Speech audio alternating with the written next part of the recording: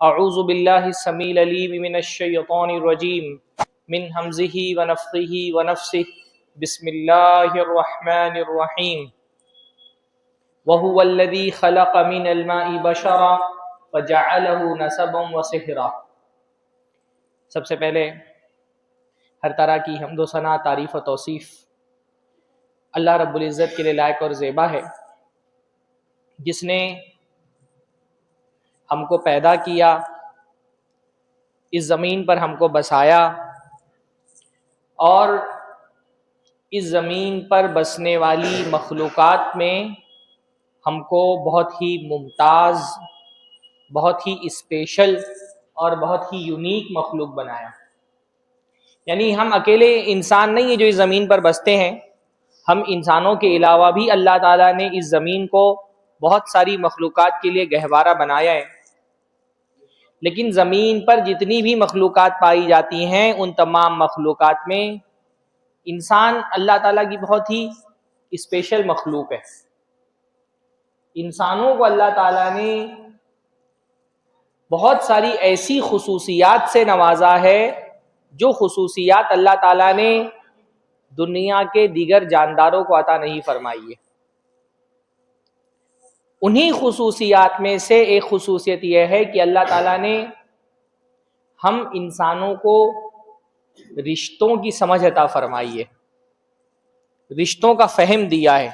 ہم انسان بہت تفصیل کے ساتھ، بہت ڈیٹیل کے ساتھ اپنے رشتوں کو پہچانتے ہیں، بہت باریکی سے اپنے رشتوں کو سمجھتے ہیں۔ یہ جو رشتوں کا شعور ہے، یہ جو رشتوں کا فہم ہے، یہ جو رشتوں کی سمجھ ہے، یہ اللہ تعالیٰ نے جانوروں کو نہیں عطا فرمائی۔ اللہ تعالیٰ نے قرآن مجید میں فرمایا وَهُوَ الَّذِي خَلَقَ مِنَ الْمَاءِ بَشَرًا فَجَعَلَهُ نَسَبًا وَصِهْرًا، کہ اللہ تعالیٰ نے انسان کو پانی سے پیدا کیا، فَجَعَلَهُ نَسَبًا وَصِهْرًا، تو اللہ تعالیٰ نے اس کو نسب والا بنایا اور سسرال والا بنایا۔ زندگی میں بنیادی طور پر ہمارے یہ دو رشتے ہوتے ہیں، ایک رشتہ ہوتا ہے نسب کا رشتہ اور ایک رشتہ ہوتا ہے سسرال کا رشتہ، ہے نا؟ ایک رشتہ نسب کا رشتہ ہوتا ہے جس کو ہم کہتے ہیں خونی رشتہ۔ یہ جو نسب کا رشتہ ہوتا ہے یہ ہم اپنی مرضی سے نہیں جوڑتے، یہ رشتے اللہ تعالی ہمارے لیے طے کرتا ہے نا؟ بھائی ہمارا باپ کون ہوگا، ہماری ماں کون ہوگی، ہمارا بھائی بہن کون ہوگا، ہمارا ددیحال کا رشتہ دار کون ہوگا، ہمارا ننیحال کا رشتہ دار کون ہوگا، یہ ہمارے اختیار میں نہیں ہوتا نا۔ اللہ تعالیٰ اپنی مرضی سے ہم کو کسی خاندان میں پیدا کرتا ہے، اور اس خاندان کی وجہ سے ہمارا نسبی رشتہ کچھ لوگوں سے جڑتا ہے، ماں باپ ہیں، بھائی بہن ہیں۔ پھر اس کے بعد اس رشتے میں ایک رشتہ جو والد کی طرف سے ہوتا ہے جس کو ہم کہتے ہیں ددیحال کا رشتہ، ہے نا؟ دادا ہیں، دادی ہیں، پھوپھی ہیں، چاچا ہیں، ان کے بچے ہیں، دادا کے بھائی ہیں، ان سے جو رشتہ داریاں چلتی ہیں، یہ کون سے رشتے ہوتے ہیں؟ ددیالی رشتہ دار۔ پھر والدہ کی طرف سے بھی خونی رشتہ ہوتا ہے، نانا ہے، نانی ہے، خالہ ہیں، ماموں ہیں، ان کے بچے ہیں، پھر نانا نانی کے بھائی بہن ہیں، ان سے جو رشتہ داریاں چلتی ہیں، اس کو کیا کہتے ہیں؟ ننیحالی رشتہ دار۔ تو یہ جو رشتہ ہوتا ہے نا نسب کا رشتہ، اس نسب کے رشتے کو، اس خونی رشتے کو عربی میں کیا کہا جاتا ہے؟ رحم کا رشتہ۔ کیا کہا جاتا ہے؟ رحم، ہے نا؟ اور اس رشتے میں رشتہ داری کو جوڑنے کو کیا کہا جاتا ہے؟ صلہ رحمی۔ کیا کہا جاتا ہے؟ صلہ رحمی۔ صلہ رحمی کا مطلب کیا ہوتا ہے؟ رشتہ جوڑنا۔ کون سا رشتہ جوڑنا؟ خونی رشتہ جوڑنا۔ جب صلہ رحمی کہا جاتا ہے تو اس میں سسرال والے رشتہ دار مراد نہیں ہوتے۔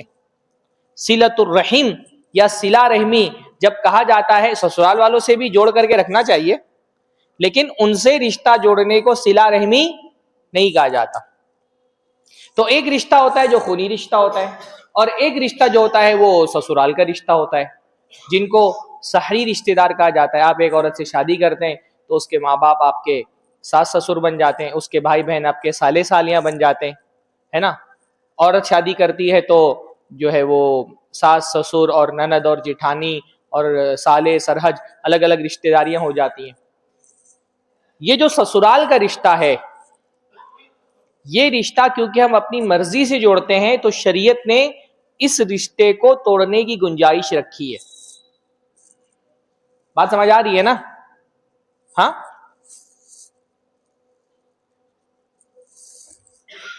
یہ جو سسرال کا رشتہ ہوتا ہے یہ ہم اپنی مرضی سے جوڑتے ہیں نا.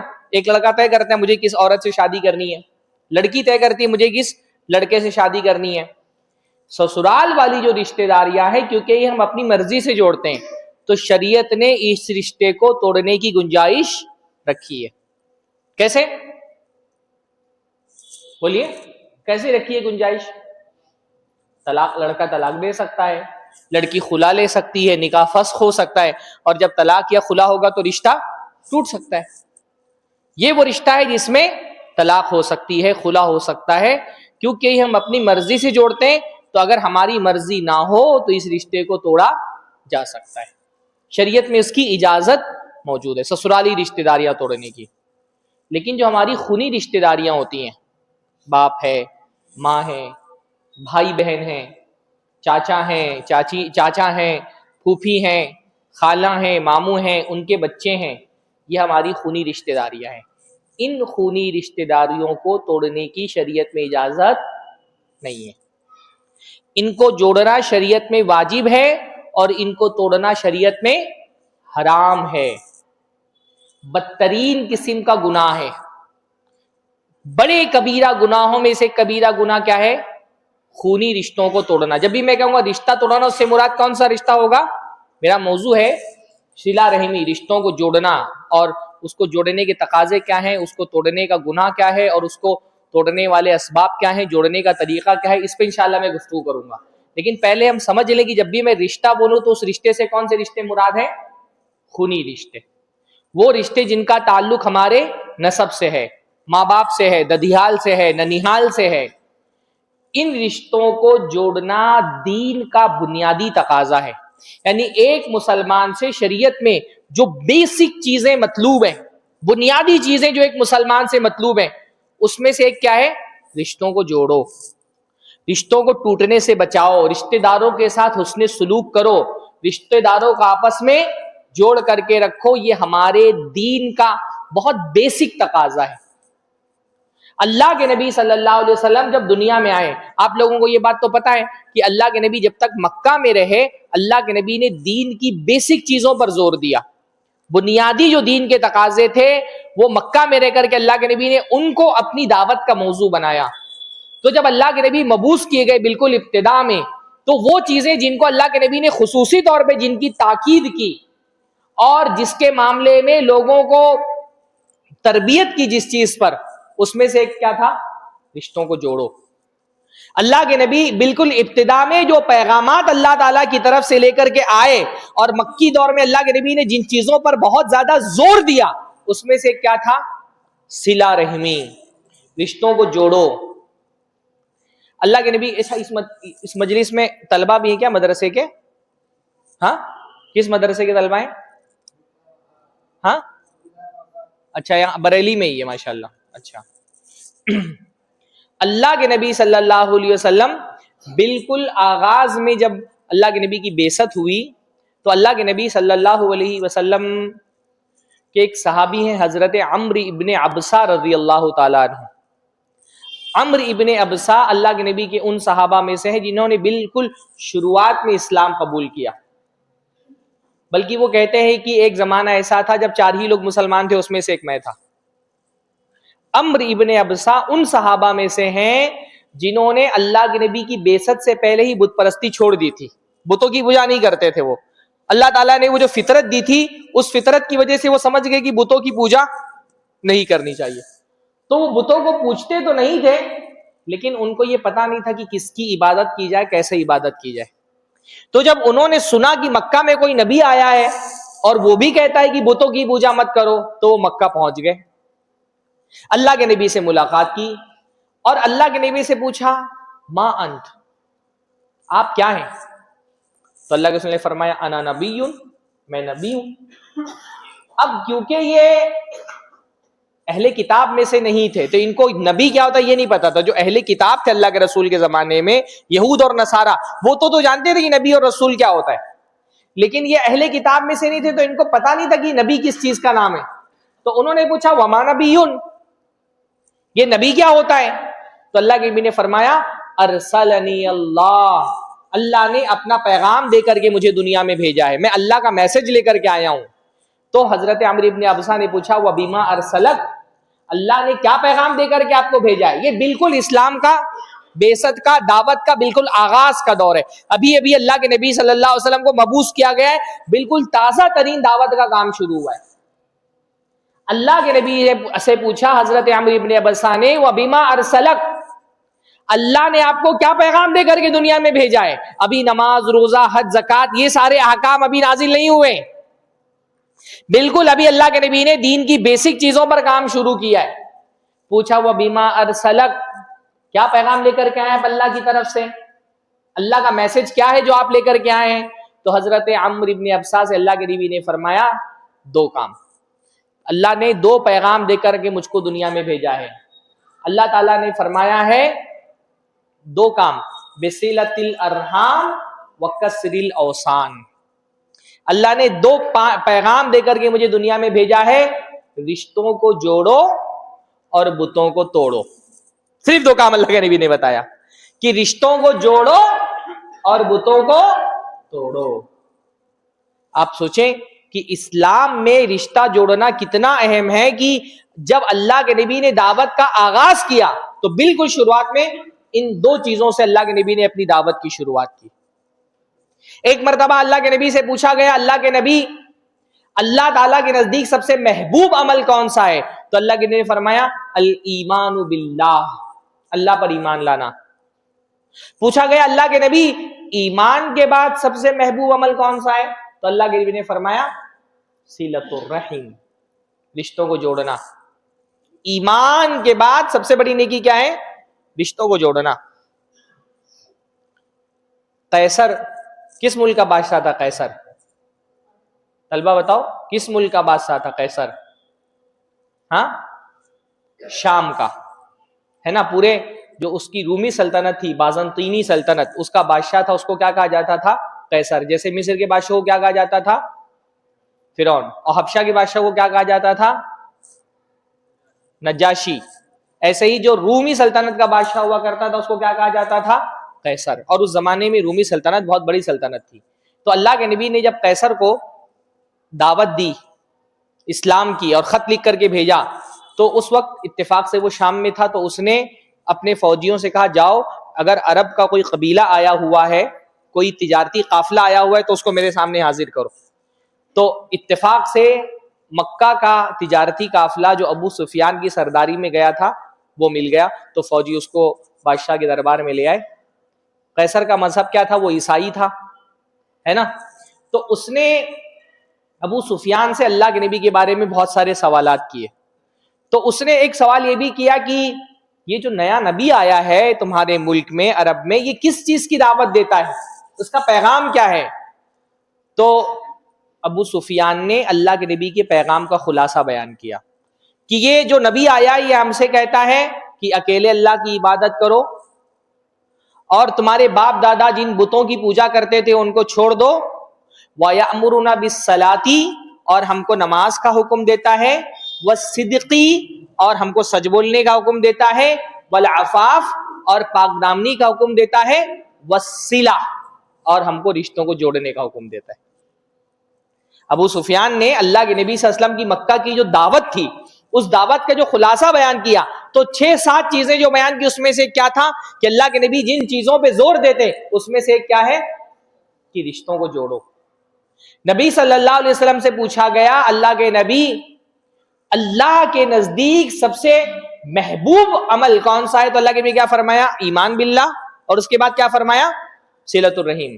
اسی حدیث میں ہے کہ اللہ کے نبی سے پوچھا گیا اللہ کے نبی اعمال میں سب سے ناپسندیدہ، سب سے مقبوض عمل اللہ کے نزدیک کون سا ہے؟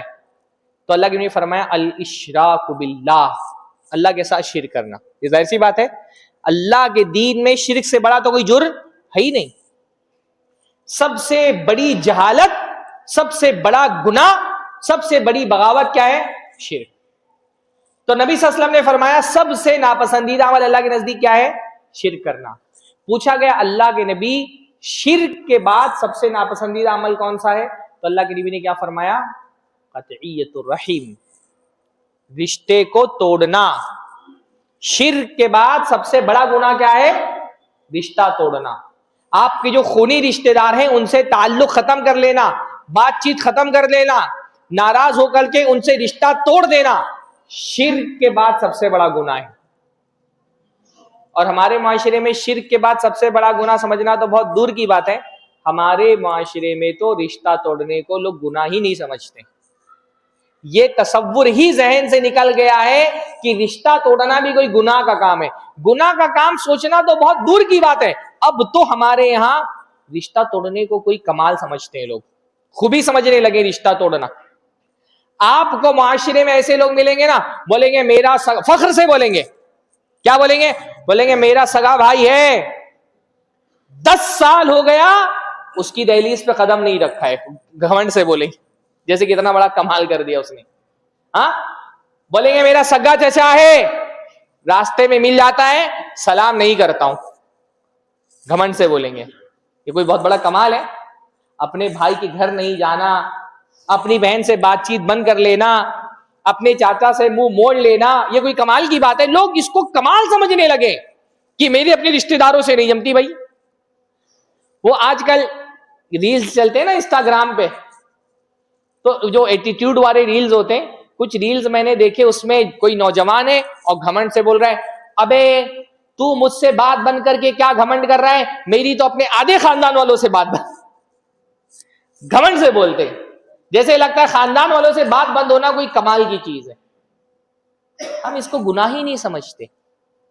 ہمارے نزدیک اب یہ فخر کی بات ہو گئی ہے کہ رشتہ توڑنا بہت کمال ہے. رسیا جانا، غصہ ہو جانا، بات چیت بند کر لینا، تعلق ختم کر لینا، اس کو ہم گھمنڈ والی بات سمجھتے ہیں. اسی لیے تو لوگ موقع کی تلاش میں رہتے ہیں کہ کب موقع ملے اور رشتہ داروں سے بات چیت بند کر لو، تعلق ختم کر لو، رشتہ توڑ لو. اور سب سے زیادہ موقع کب ملتا ہے؟ رشتہ توڑنے کا سب سے زیادہ موقع کب ملتا ہے؟ شادی میں. سب سے زیادہ قطع تعلقی، قطع رحمی کہاں ہوتی ہے؟ شادی میں. جیسے آج کل شادیوں میں جیسے نکاح ضروری ہے، ولیمہ ضروری ہے، ویسے ہر شادی میں لازم ہو گیا ہے کہ 2-4 رشتہ دار تو ضرور ناراض ہوں گے. بغیر رشتہ داروں کے ناراض ہوئے شادیاں ہو ہی نہیں رہی ہے. ہر گھر میں دیکھو جیسے ہی شادی ہوئی 2-4 رشتہ دار غصہ ہو کر کے ہی جا رہے ہیں، تعلق ٹوٹ ہی رہے، ایک دم لازم ہو گیا ہے. اب جس کے گھر میں شادی ہوتی ہے اس کے لیے سب سے بڑا پرابلم یہی ہوتا ہے کہ رشتہ داروں کو کیسے سنبھالو، سنبھل ہی نہیں رہے. شادی میں رشتہ داروں کو سنبھالنا مینڈک تولنے جیسا کام ہو گیا. ہاں، اگر کسی کو 8-10 مینڈک دے دیے جائے کہ تول پائے گا وہ؟ ہاں، ایک کو پکڑ رہا ہے تو دوسرا بھاگ رہا ہے، دوسرے کو پکڑ رہا ہے تیسرا بھاگ رہا ہے. رشتہ داریوں میں، شادیوں میں رشتہ دار مینڈکوں جیسے ہوتے ہیں. اس کو پکڑو تو وہ بھاگ گیا، اس کو پکڑو تو یہ بھاگ گیا، اس کو بلاؤ تو وہ بولتا ہے مجھ کو بلا رہے ہو تو اس کو نہیں بلانا، اور اگر وہ آ گیا تمہاری شادی میں تو میں نہیں آؤں گا. اپنا توڑ کر کے رکھا ہے، دوسرے سے بھی توڑوا رہا ہے کہ بھائی مجھے بلانا ہے تو اس کو پھر شادی سے دور رکھو. بڑا مشکل ہو گیا ہے بھائی. خاص طور پہ پھوپھا اور بھائی جان بہنوئی، ان کو تو رشتے شادی کے موقع پہ پھوپھا اور بہنوئی کو سنبھالنا بہت مشکل کام ہے. کس بات پہ ناراض ہو جائے کچھ پتا نہیں. چھوٹی چھوٹی باتوں پہ لوگ ناراض ہو جاتے ہیں، رشتہ توڑ لیتے ہیں. ہاں، چھوٹی چھوٹی باتوں پہ میں نے دیکھا ہے. ہمارے یہاں دیہاتوں میں، پتہ نہیں آپ کے یہاں رواج ہے کہ نہیں، ہمارے یہاں پہلے دیہاتوں میں شادی کی دعوت کے لیے کارڈ نہیں بنتا تھا. وہ ہلدی کا ایک چھوٹا سا ٹکڑا، جو ناؤ ہوتا تھا نا حجام، وہ لے کر کے جاتا تھا دعوت بانٹنے کے لیے. تو وہ ہلدی کا ٹکڑا ایک طرح کی دعوت ہوتی تھی. تو اس زمانے میں نے بہت سارے لوگوں کو دیکھا کہ لوگ اس پر ناراض ہو گئے کہ ارے ہم کے اتنے گئے گزرے ہیں کہ خود دعوت دینے نہیں آئے، ناؤ کو بھیج دیا دعوت دینے کے لیے. ہاں، آج کل میں نے دیکھا کہ کچھ لوگوں نے اس میں غصہ ہو گئے، ارے یہ کیا طریقہ ہے، واٹس ایپ پہ کارڈ بھیج رہے ہیں، کارڈ لے کر کے نہیں آ سکتے تھے دعوت دینے کے لیے. ناراض ہو گئے، رشتہ ختم. ہاں، دوسرے کے ہاتھ سے کارڈ بھجوا دیا، خود نہیں لینے کے لیے آئے. کارڈ بھجوا دیا، فون نہیں کیا، رشتہ ختم. اسٹیشن پہ ہم آئے، ہم کو کوئی ریسیو کرنے کے لیے نہیں آیا، رشتہ ختم. نکاح کی مجلس میں ہم پیچھے بیٹھے تھے، ہم کو آگے نہیں بلایا، رشتہ ختم. چھوٹی چھوٹی باتوں پہ میں نے دیکھا ہے بوٹیوں پہ رشتے ٹوٹتے ہیں کہ کیسا کھانا دیا تھا, ہڈی ہڈی تھی, اس میں تو گوشت تھا ہی نہیں, کیا کھانا کھلایا ہم کو دعوت دے کر کے, آج سے تعلق ختم. چھوٹی چھوٹی باتوں پہ رشتہ ٹوٹتا ہے. ہمارے یہاں مہاراشٹر میں, ممبئی میں, مہاراشٹر کے جو علاقے ہیں نا, ناگپور وغیرہ کی طرف, تو وہاں ایک رسم چلتی ہے, جو بارات جب جاتی ہے نا دولہے کے ساتھ میں, تو جو باراتی ہوتے ہیں, براتیوں میں جو دولہے کے قریبی رشتے دار ہوتے ہیں ان کو ٹاول اڑایا جاتا ہے, اور جو دور کے رشتے دار ہوتے ہیں ان کو رومال اڑایا جاتا ہے. یہ رسم چلتی ہے. تو ایک صاحب بتانے لگے ناگپور کے کہ میری بارات گئی ہوئی تھی, تو جو پھوپھا تھے دولہے کے, ان کو لڑکی والے پہچان نہیں پائے, تو ان کو ٹوال کی جگہ رومال اڑا دیا. اب بھائی نہیں پہچان پہ لڑکی والے نے رشتہ تھا. انہوں نے بتایا 10 سال تک کے پھوپھا نے اس پر بات نہیں کی کسی سے, کہ ارے ہم کو اتنا گرا ہوا سمجھا تھا, ہم کو بارات پہ لے کر گئے اور ہم کو ٹوال کی جگہ رومال اڑا دیا. ہاں, ایسے رشتے ٹوٹتے ہیں. ہم اس کو گناہ ہی نہیں سمجھ رہے نا. میں بے دین لوگوں کی بات نہیں کر رہا, میں دیندار لوگوں کی بات کر رہا ہوں. بھائی جو بے دین آدمی ہے, جس کو جنت جہنم کی فکر نہیں, اگر اس کے رشتے ٹوٹے ہوئے ہیں تو چلو سمجھ میں آتا ہے. دیندار ہے, حاجی ہے, نمازی ہے, پرہیزگار ہے, متقی ہے, ایک رشتے دار سے نہیں بن رہی, بات بات پہ رشتے ٹوٹتے. ادھر سدھارتھ نگر وغیرہ گونڈا بستی بلرامپور کی طرف شادی میں, پتہ نہیں آپ کے یہاں چلتا ہے کہ نہیں چلتا ہے, شادی میں ایک رسم ہوتی ہے, اس میں ٹنکر کھولا جاتا ہے.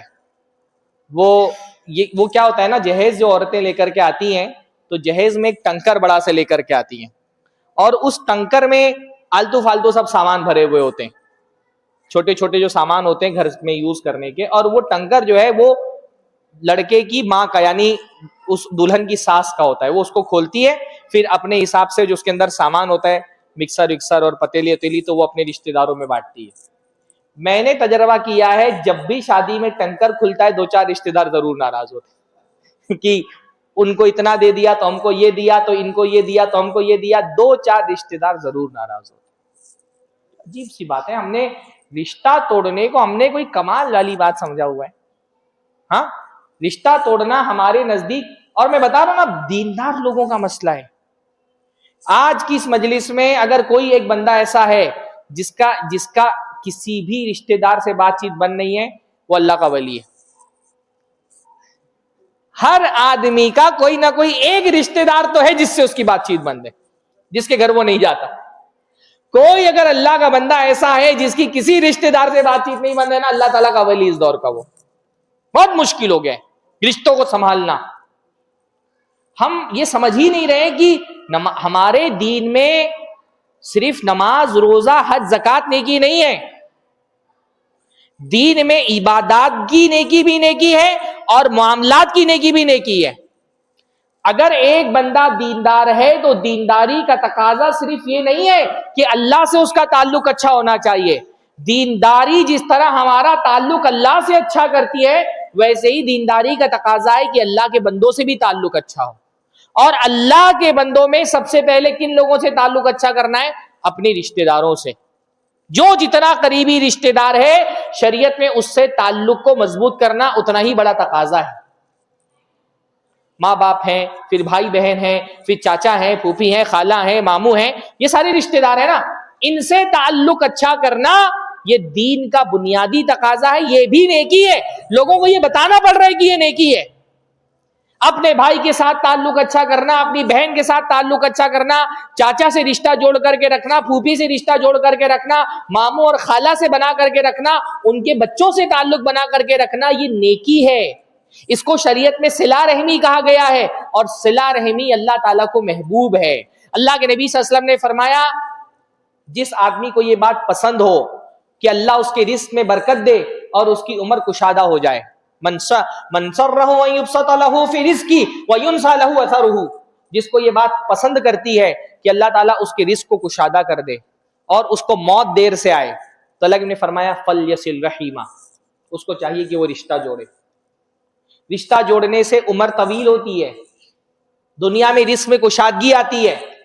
اللہ کے نبی جب مدینہ میں آئے, دیکھیے مکہ میں اللہ کے نبی صلی اللہ علیہ وسلم آئے کس کام سے شروعات کی؟ صلہ رحمی کا حکم دیا. جیسے ہی مدینہ میں حاضر ہوئے اللہ کے نبی نے 4 کام کرنے کا حکم دیا. اللہ نے فرمایا افشوا السلام، سلام کو پھیلاؤ، اطعموا الطعام، کھانا کھلاؤ، صلوا الارحام، رشتوں کو جوڑو، وصلوا باللیل والناس نیام، اور جب رات میں لوگ سو رہے ہو تو نماز پڑھو، تہجد کی نماز پڑھو. 4 کام کرو. کون کون سے؟ سلام پھیلاؤ، کھانا کھلاؤ، رشتوں کو جوڑو اور تہجد کی نماز پڑھو. ادخلوا الجنت بالسلام، سلامتی کے ساتھ جنت میں داخل ہو جاؤ، بغیر کسی ہیزیٹیشن کے، بغیر کسی عذاب کو جھیلے ہوئے. اگر سلامتی کے ساتھ جنت میں جانا چاہتے ہو یہ 4 کام کرنے. ہاں، اللہ کے نبی نے اتنا جو ہے نا وہ رشتوں کو جوڑنے کی اتنی تاکید اللہ کے نبی صلی اللہ علیہ وسلم نے فرمائی ہے. اللہ کے نبی صلی اللہ علیہ وسلم نے فرمایا لا يدخل الجنت قاطع، رشتہ توڑنے والا جنت میں نہیں جائے گا. رشتہ توڑنا یہ قرآن مجید میں کافروں کی علامت بیان کی گئی ہے. خود اللہ کے نبی رشتہ جوڑنے کے معاملے میں بہت حساس تھے. رشتوں کا اللہ کے نبی بہت خیال رکھتے تھے. اللہ کے نبی کی جو خوبصورت باتیں ہیں نا اللہ کے نبی کی زندگی میں، جن کو دیکھ کر کے آپ کو اللہ کے نبی سے پیار ہو جائے، ان میں سے ایک کیا ہے کہ اللہ کے نبی رشتہ جوڑنے کے معاملے میں بہت حساس تھے. حتیٰ کہ وہ رشتہ دار جو ظالم تھے، اللہ کے نبی صلی اللہ علیہ وسلم پر ظلم کرتے تھے، اللہ کے نبی ان سے بھی رشتہ جوڑ کے رکھتے تھے. ایک مرتبہ اللہ کے نبی نے مکہ کے مشرکین سے کہا کہ دیکھو تمہارے دین سے تو میں بری ہوں. بھائی یہ جو قریش کے لوگ تھے جو اللہ کے نبی کو گالیاں دیتے تھے، تہمتیں لگاتے تھے، اللہ کے نبی صلی اللہ علیہ وسلم پر الزام تراشیاں کرتے تھے، اللہ کے نبی صلی اللہ علیہ وسلم کے راستے میں کانٹے بچاتے تھے، کوڑا کرکٹ غلاظت اللہ کے نبی پہ پھینک دیتے تھے، جو بھی ظلم کرتے تھے، کہیں نہ کہیں اللہ کے نبی کے خاندانی کے رشتہ دار ہی تو تھے. 1 پشت 2 پشت کے بعد 3 4 پشت کے بعد کہیں نہ کہیں ان کا نسب اللہ کے نبی کے نسب سے مل جاتا تھا. سارے قریشی کے لوگ تھے، اللہ کے نبی کا خاندان قبیلہ بھی قریش کا تھا. اللہ کے نبی نے ان لوگوں کو خطاب کر کے فرمایا کہ دیکھو تمہارے دین سے تو میں بری ہوں، تمہارے بت پرستی سے میرا کوئی تعلق نہیں ہے، ولیکن ان لی بکم رحیما، لیکن تم سے میری خاندانی رشتہ داریاں ہیں، تم میرے رشتہ دار ہو. فابلھا ببلالیھا، تو اس رشتہ داری کے تقاضے میں نبھاؤں گا. تمہارا دین سے تو میرا کوئی تعلق نہیں ہے، لیکن رشتہ دار ہونے کے ناطے جو میرا حق ہے، جو میری ذمہ داری ہے، وہ ذمہ داری میں پوری کروں گا. وہ تمہارا حق جو ہے وہ میں تم کو دوں گا. ظلم کرنے والے رشتہ داروں کے ساتھ اللہ کے نبی یہ کرتے تھے. نبی صلی اللہ علیہ وسلم کی بڑی پیاری صفت تھی یہ. اس لیے آپ دیکھیں جب اللہ کے نبی صلی اللہ علیہ وسلم پر وحی نازل ہوئی اور اللہ کے نبی صلی اللہ علیہ وسلم آئے حضرت خدیجہ کے پاس، اور اللہ کے نبی کو ڈر تھا کہ مجھے کچھ ہو گیا لگتا ہے اور میں زندہ نہیں بچوں گا. اللہ کے نبی کو ایک دم گھبرا گئے تھے اللہ کے نبی. اس گھبراہٹ کے عالم میں جب حضرت خدیجہ کے پاس آئے تو حضرت خدیجہ نے اللہ کے نبی کو تسلی دی کہ آپ بہت نیک انسان ہیں، اور نیک انسانوں کے ساتھ اللہ برا نہیں کرتا تو اللہ آپ کے ساتھ بھی برا نہیں کرے گا. کلا لا یخزیک اللہ ابدا، ہرگز نہیں میرے شوہر نامدار، اللہ آپ کو رسوا نہیں ہونے دے گا، اللہ آپ کے ساتھ کبھی برا نہیں کرے گا، آپ بہت نیک انسان ہیں. اب حضرت خدیجہ نے اللہ کے نبی صلی اللہ علیہ وسلم کی کچھ نیکیاں اللہ کے نبی کو یاد دلائیں کہ آپ کتنے نیک انسان ہیں. ہاں، حضرت خدیجہ سے زیادہ اللہ کے نبی کو کون پہچان سکتا ہے؟ آپ کی قریبی بیوی ہیں، آپ کو جتنا قریب سے دیکھا ہے اللہ کے نبی کو اتنا اور تو کسی نے اللہ کے نبی کو نہیں پہچانا. تو اللہ کے نبی کو تسلی دی کہ آپ بہت نیک انسان ہیں. پھر نبی کی کچھ نیکیاں خود نبی کو یاد دلائیں. اب ظاہر سی بات ہے بھائی، ابھی شریعت کے احکام نازل نہیں ہوئے ہیں، نماز روزہ حج زکوٰۃ ابھی فرض نہیں ہوا ہے. تو اس وقت اللہ کے نبی صلی اللہ علیہ وسلم کو جب کہا آپ نیک ہیں تو کون سی نیکی تھی؟ وہ عبادات والی نیکیاں نہیں تھی، وہ معاملات والی نیکیاں تھیں. تو جب اللہ کے نبی کی شخصیت کا تجزیہ کیا، اللہ کے نبی کی پرسنالٹی کو اینالائز کیا، سب سے پہلے حضرت خدیجہ نے اللہ کے نبی کی کون سی نیکی یاد دلائی اللہ کے نبی کو؟ انک لتصل الرحم، کہ میرے شوہر آپ تو رشتہ جوڑنے والے لوگوں میں سے ہیں، آپ رشتہ جوڑتے ہیں اور آپ سچ باتیں کرتے ہیں، اور آپ تقری الضیف، آپ مہمان نوازی کرتے ہیں، اور آپ تکسب المعدوم، بے سہارا لوگوں کو پیسہ کما کر کے ان پہ خرچ کرتے ہیں. تحمل الکل، جو ایسے لوگ ہیں جو بالکل بے سہارا ہیں، ان کا بوجھ آپ اٹھاتے ہیں. بہت ساری نیکی اللہ کے نبی کی یاد دلائی، لیکن ساری نیکیوں میں سب سے پہلے کون سی نیکی یاد دلائی؟ انک لتصل الرحم، اے میرے شوہر آپ تو رشتہ جوڑتے ہیں، تو رشتہ جوڑو. اللہ کے نبی صلی اللہ علیہ وسلم نے فرمایا، دعا دی اللہ کے نبی صلی اللہ علیہ وسلم نے کہ اللہ تعالیٰ اس آدمی کو جوڑے جو رشتوں کو جوڑتا ہے، اور اس انسان کو توڑ دے جو رشتوں کو توڑتا ہے. اسی لیے اللہ کے نبی نے فرمایا کہ 2 گناہ ایسے ہیں جن کی کچھ نہ کچھ سزا اللہ بندے کو دنیا میں دے دیتا ہے، اور آخرت میں جو سزا ہے وہ ہے ہی اپنی جگہ پر. ایک کیا ہے؟ رشتہ توڑنا، اور دوسرا کیا ہے؟ ظلم کرنا. رشتہ توڑنے والوں کو اس کی کچھ نہ کچھ سزا دنیا میں مل جاتی ہے. ہم نے اپنی آنکھوں سے دیکھا ہے کہ نافرمان بیٹا اپنی نافرمان اولاد کو دیکھے بغیر نہیں مرتا ہے. نبی صلی اللہ علیہ وسلم رشتوں کو جوڑتے تھے. کتنا جوڑتے تھے اللہ کے نبی، رشتوں کا کتنا خیال رکھتے تھے. مطلب ایک حدیث سے آپ اندازہ لگائیں، اللہ صحیح مسلم کی روایت ہے، اللہ کے نبی نے فرمایا ستفتحون مصر. ایک مرتبہ اللہ کے نبی نے اپنے صحابہ سے کہا ان قریب تم مصر فتح کر لو گے. ابھی نہیں، اللہ کے نبی کی زندگی میں مصر فتح نہیں ہوا، پر اللہ کے نبی نے پیشین گوئی کی تھی کہ ایک دور ایسا آئے گا میری وفات کے بعد کہ تم مصر فتح کر لو گے. تو فرمایا جب تم مصر فتح کر لینا میری وفات کے بعد، تو جو مصر والے ہیں ان کے ساتھ اچھا سلوک کرنا. کیوں؟ کیونکہ مصر کے لوگوں سے میری خاندانی رشتہ داری ہے، ہمارا ایک خاندانی تعلق ہے ان سے. ان لی بہم رحیما، وہ میرے رحمی خونی رشتہ دار ہیں مصر کے لوگ. اچھا، اب یہ بظاہر یہ حدیث بہت عجیب ہے کہ اللہ کے نبی فرما رہے ہیں کہ مصر کے لوگوں سے ہمارا خاندانی رشتہ ہے، حالانکہ مصر تو ایک پورا الگ ملک ہے نا. مصر ایک الگ ملک ہے، اور اللہ کے نبی صلی اللہ علیہ وسلم عرب کے ہیں. دونوں کی زبان الگ، دونوں کا کلچر الگ، دونوں کے سکے الگ، دونوں کا خاندان الگ. اللہ کے نبی کا خاندان کون سا ہے؟ قریش. اللہ کے نبی قبیلے قریش کے، اور مصر کا جو خاندان ہے وہ کون سا خاندان ہے؟ فرعون کا خاندان ہے. کیا نام ہے اس خاندان کا؟ قبطی. مصر کا جو خاندان ہے وہ کون سا خاندان ہے؟ قبطی خاندان. تو مصر کا خاندان قبطی خاندان، اور اللہ کے رسول قریش کے، اور اللہ کے رسول فرما رہے ہیں کہ ان قبطیوں کے ساتھ ہمارا خونی رشتہ ہے. تو بظاہر تو یہ حدیث میں بڑا تعجب کی بات ہے کہ اللہ کے نبی کا آخر کون سا خونی رشتہ ہوگا قبطیوں کے ساتھ. شارحین حدیث نے اس حدیث کی تشریح کرتے ہوئے فرمایا کہ اللہ کے نبی کے جب آپ نسب پڑھتے ہیں تو اللہ کے نبی کا نسب جو ہے وہ کس نبی سے جا کر کے ملتا ہے؟ اللہ کے نبی کا جو نسب ہے، خاندان، وہ کس نبی سے جا کر کے ملتا ہے؟ حضرت ابراہیم سے نا. جد امجد اللہ کے رسول کے کون ہے؟ حضرت ابراہیم. حضرت ابراہیم کی پہلی شادی ہوئی تھی حضرت سارہ سے. پھر حضرت سارہ کے ساتھ انہوں نے اپنا شہر جو عراق تھا اس کو چھوڑ دیا اور الگ الگ ملکوں میں ہجرت کر کے گئے. حضرت سارہ کے ساتھ ایک مرتبہ حضرت ابراہیم مصر بھی گئے تھے. صحیح مسلم کی بہت مفصل روایت ہے. جب مصر گئے تھے حضرت ابراہیم، اور ایک بڑا لمبا واقعہ ہے کہ اس وقت مصر کا جو بادشاہ تھا فرعون، وہ جب کسی خوبصورت عورت کو دیکھتا تو اس کی عزت لوٹنے کی کوشش کرتا.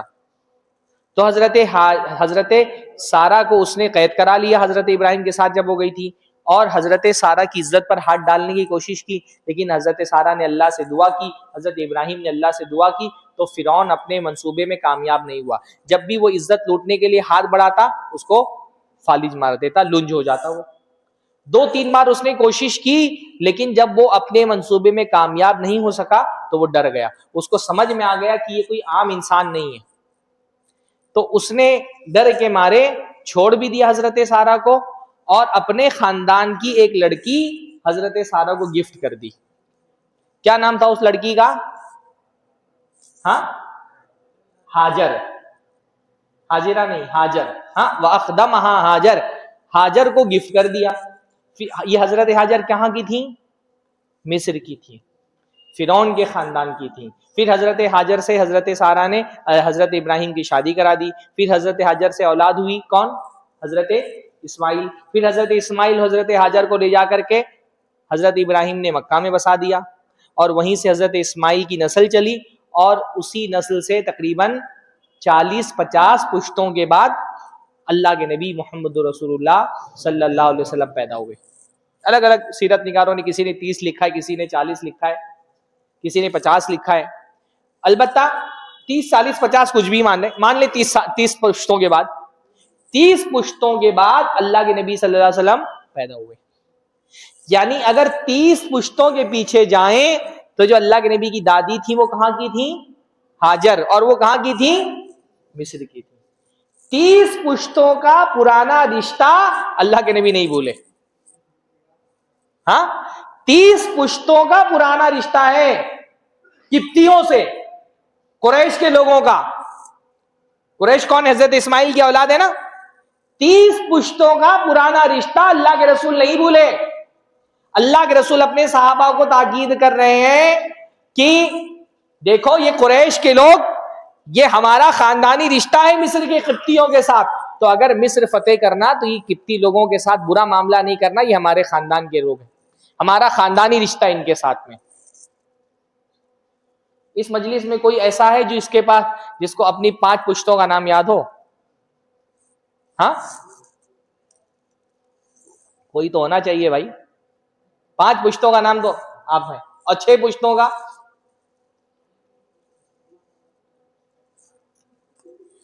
بیٹا تمہارے دادا کا کیا نام ہے؟ دادا کا نام کیا ہے؟ اور پردادا کا؟ کس کس بچے کو اپنے دادا کا نام؟ تم کو اپنے دادا کا نام پتا ہے؟ اور پردادا کا بتائیے. ہم کو رشتوں کا نام نہیں یاد رہتا, ہم صلہ رحمی کیا کریں گے؟ اس لیے اللہ کے نبی نے فرمایا تعلموا من انسابکم ما تصلون به ارحامکم, کہ اپنا نسب سیکھو تاکہ اپنے رشتہ داروں کے ساتھ صلہ رحمی کر سکو. ہمارے یہاں میں تو یہ ماشاءاللہ ان کو دادوں کا نام یاد ہے. میں تو کتنے بچوں کو جانتا ہوں اگر دادا کا زندگی سے پہلے وفات ہو گئی تو لوگوں کو اپنے دادا کا نام نہیں پتا ہوتا ہے. ایسے کئی بچوں کو میں جانتا ہوں جن کو اپنے دادا کا بھی نام نہیں پتا ہے, کیونکہ ہم بتاتے ہی نہیں. دیکھیے ہمارے دین میں ذات برادری کا تفاوت نہیں ہے. اس حیثیت سے برادری بہت بری ہے کہ کوئی کہے کہ میری برادری اعلیٰ ہے تمہاری برادری کمتر ہے. لیکن برادری اس لیے بہت اہم ہے کہ آپ کو اپنے خاندان کے لوگوں کا علم ہو کہ کون کون سے لوگ میرے خاندان کے ہیں. اللہ کے نبی نے اس کی تاکید کی کہ اپنے خاندان کے لوگوں کو پہچانو. تعلموا من انسابکم, اپنا نسب سیکھو, ما تصلون به ارحامکم, تاکہ اپنے رشتہ داروں کو پہچانو گے تو ان کے ساتھ صلہ رحمی کر سکو گے نا. جب اپنے باپ کے علاوہ پہچانتا ہی نہیں بچہ کہ میرے رشتہ دار کون ہے تو صلہ رحمی کیسے کرے گا؟ جوڑے گا کس کے ساتھ میں؟ رسول اللہ اتنے حساس تھے کہ 30 نسلوں کا پرانا رشتہ اللہ کے نبی صلی اللہ علیہ وسلم اس کو بھی یاد رکھتے تھے, اور ہم کو 3 پشتیں نہیں یاد رہتی ہیں. تو رشتوں کو جوڑیے. اچھا رشتوں کو جوڑنے کا مطلب کیا ہوتا ہے؟ ہمارے یہاں لوگ رشتہ جوڑنے کا مطلب یہ سمجھتے ہیں کہ بھائی میرے 2 رشتہ دار ہیں, ایک رشتہ دار میرے ساتھ بہت اچھا ہے اور ایک رشتہ دار میرے ساتھ خراب ہے. ہم رشتوں کو جوڑنے کا مطلب یہ سمجھتے ہیں جو رشتہ دار میرے ساتھ اچھائی کرے گا میں اس کے ساتھ اچھائی کروں گا, اور جو رشتہ دار میرے ساتھ برائی کرے گا میں اس کے ساتھ برائی کروں گا. جو میرے ساتھ جوڑے گا میں اس کے ساتھ جوڑوں گا, جو میرے ساتھ توڑے گا میں اس کے ساتھ توڑوں گا. یہی سمجھتے ہیں نا رشتہ جوڑنے کا مطلب. جو مجھے بلاتا ہے اپنے گھر میں اس کو اپنے گھر بلاؤں گا, جو مجھے نہیں بلاتا میں اس کو نہیں بلاؤں گا. جس نے شادی میں دعوت دی تھی اس کو شادی میں دعوت دوں گا, جس نے شادی میں دعوت نہیں دی تھی اس کو دعوت نہیں دوں گا. جس نے پوری فیملی کی دعوت دی تھی اس کی پوری فیملی کو بلاؤ, اور جس نے صرف ایک آدمی کی دعوت دی تھی اس کے صرف ایک آدمی کو بلایا جائے گا. یہی ہوتا ہے نا رشتہ جوڑنے کا مطلب. ہمارے یہاں ممبئی میں پتہ نہیں آپ کا رواج ہے کہ نہیں, ہمارے یہاں ممبئی میں شادیوں میں لفافہ لے کر کے جو وہ باہر رجسٹر لے کے بیٹھتے ہیں لڑکیوں کی شادی میں, تو جو لفافہ لے کر کے مہمان آتے ہیں تو رجسٹر میں باقاعدہ لکھتے ہیں کہ فلاں مہمان آئے اور انہوں نے اتنے 100 کا لفافہ دیا. تب ان کے گھر میں جب شادی ہوگی تو جتنے کا لفافہ انہوں نے دیا تھا اتنے کا لفافہ دیا جائے گا. یہاں پر بھی ہے ایسا؟ اچھا, تو جس نے جتنا دیا اس کو اتنا ہی دیا جائے گا. جس نے عقیقے میں تحفہ لایا تھا اس کو عقیقے میں تحفہ دیا جائے گا. جو مجھ سے سلام کرتا ہے میں اس کو سلام کروں گا, جو مجھے گالی دیتا ہے میں اس کو گالی دوں گا. ہم اس کو رشتہ جوڑنا کہتے ہیں. یہ رشتہ جوڑنا نہیں ہے, صلہ رحمی کا یہ مطلب نہیں ہے. صلہ رحمی کا یہ مطلب نہیں ہے کہ جو آپ کے ساتھ جوڑتا ہے اس کو جوڑو اور جو توڑتا ہے اس کو توڑو. صلہ رحمی کا مطلب اصل یہ ہے کہ جو توڑتا ہے اس کو جوڑو, جو نہیں بلاتا اس کو بلاؤ, جو سامنے راستے میں دیکھ کر کے منہ موڑ لیتا ہے آگے بڑھ کر کے اس سے سلام کر لو, جو گالیاں دیتا ہے اس کو دعا دو, جو تمہارے گھر نہیں آتا اس کے گھر پہنچ جاؤ. اس کو رشتہ جوڑنا کہتے ہیں. اللہ کے نبی نے فرمایا لیس الواصل بالمکافی, بدلہ دینے والا رشتہ جوڑنے والا نہیں ہے. صلہ رحمی کا مطلب یہ نہیں کہ کوئی آپ کے ساتھ اچھائی کر رہا ہے آپ اس کے ساتھ اچھائی کرو. اصل رشتہ جوڑنے والا کون ہے؟ الذی اذا قطعت رحمہ وصلھا, جس کے رشتہ دار اس سے رشتہ توڑ رہے ہیں اور وہ جوڑ رہا ہے, اس کو اصل میں رشتہ جوڑنا کہتے ہیں. وہ میرے گھر نہیں آ رہا ہے میں اس کے گھر جاؤں گا, وہ منہ موڑ لیتا ہے میں آگے بڑھ کر کے سلام کروں گا, وہ گالی دے رہا ہے میں دعا دے دوں گا, وہ غصہ ہے میں مناؤں گا, وہ ناراض ہے میں اس کو خوش کرنے کی کوشش کروں گا. اس کو رشتہ جوڑنا کہتے ہیں. اصل صلہ رحمی کا یہ مطلب ہے, اور یہ آسان کام نہیں ہے, یہ بہت مشکل کام ہے. ہاں بھائی آسان کام ہوتا تو تھوڑی اس پہ جنت کی بشارت ہوتی, یہ بہت مشکل کام ہے. ایک رشتہ دار جو آپ کے گھر نہیں آیا ہے 2 سال 3 سال 5 سال, اس کے دروازے پہ جانا, سلام کر کے اس کے گھر میں داخل ہو جانا آسان کام ہے؟ ہاں میرا بھائی ہے, میرا چچا ہے, میرا کزن ہے, میرے سے بات چیت بند ہے, راستے میں ملا اور دیکھ کر کے منہ ادھر کر لیا, ایسے رشتہ دار سے آگے بڑھ کر کے اس سے سلام کرنا, اس کو گلے لگا لینا آسان کام ہے؟ نہیں. یہ کام کرنے کے لیے آپ کو اپنی سب سے قیمتی چیز قربان کرنی پڑتی ہے. کیا ہے آپ کی سب سے قیمتی چیز؟ ہاں انا, ایگو ہے نا. بکرا قربان کرنا آسان ہے, بیل قربان کرنا آسان ہے, انا قربان کرنا آسان نہیں. ہاں سیلف ریسپیکٹ, عزت نفس ہمارے لیے انا کا مطلب ہوتا ہے سیلف ریسپیکٹ. ایگو یہ آسان نہیں ہے, بہت مشکل کام ہے بھائی. ہاں ایک رشتہ دار جو آپ کے گھر پہ نہیں آیا ہے اتنے سالوں سے, آگے بڑھ کر کے اس کے گھر میں جانا اور سلام کر کے اس کے گھر میں داخل ہو جانا, چاہے آپ کا سگا بھائی کیوں نہ ہو, سب کے بس کی بات نہیں ہے, بہت مشکل کام ہے. اللہ نے کہا یہ مشکل کام ہے, یہ میں نہیں کہہ رہا, یہ اللہ نے کہا ہے بہت مشکل کام ہے. اللہ نے فرمایا ولا تستوی الحسنۃ ولا السیئۃ ادفع بالتي هي احسن, کہ اچھائی اور برائی برابر نہیں ہو سکتے, تو برائی کا جواب اچھائی سے دو. جو تمہارے ساتھ برا کر رہا ہے بدلے میں اس کے ساتھ اچھائی کرو. وہ تمہارے گھر نہیں آتا جاؤ اس کے گھر پہ, وہ سلام نہیں کرتا بڑھ کر کے آگے سلام کرو, وہ منہ موڑ لیتا ہے مسکرا کر کے اس سے مصافحہ کرو. مشکل کام. اللہ نے فرمایا ادفع بالتی ہی احسن, برائی کا جواب اچھائی سے دو. فاذا الذی بینک وبینہ عداوۃ کانہ ولی حمیم, ایسا اگر کر لے گئے تو جو تمہارا سب سے بڑا دشمن ہے وہ تمہارا سب سے گہرا دوست بن جائے گا. لیکن اللہ تعالیٰ نے آگے کیا فرمایا؟ اللہ تعالیٰ نے فرمایا آگے وما یلقاها الا الذین صبروا وما یلقاها الا ذو حظ عظیم. یہ کام ہر کوئی نہیں کر سکتا, یہ کام وہی کر سکتا ہے جس کو اللہ نے صبر کرنے کی طاقت دی ہے. صبر کرنا پڑتا ہے, اپنی عزت نفس کے گلے پر چھری چلانی پڑتی ہے, اپنے ایگو کو قربان کرنا پڑتا ہے, اپنی انا مارنی پڑتی ہے. کب؟ جب ایک رشتہ دار روٹھا ہوا ہے, منہ موڑ کر کے رکھا ہے اور آگے بڑھ کر کے اس سے سلام کرنا ہے. جب ایک بھائی میرے گھر نہیں آتا ہے 5 سال سے 10 سال سے اس کے گھر جانا ہے. اللہ تعالیٰ نے فرمایا یہ کام ہر کوئی نہیں کر سکتا, یہ کام وہی کر سکتا ہے جس کے اندر اللہ تعالیٰ نے صبر کرنے کا پاور رکھا ہے. وما یلقاها الا ذو حظ عظیم, اور یہ کام وہی کر سکتا ہے جس کی قسمت بہت بڑی ہے, جو بڑے نصیب والا ہے. بننا ہے کہ نہیں بننا ہے بڑا نصیب والا؟ ارے بننا ہی نہیں کسی کو, بڑا نصیب والا بننا ہے کہ نہیں بننا ہے؟ بول دو بھائی بننا ہے نا انشاءاللہ.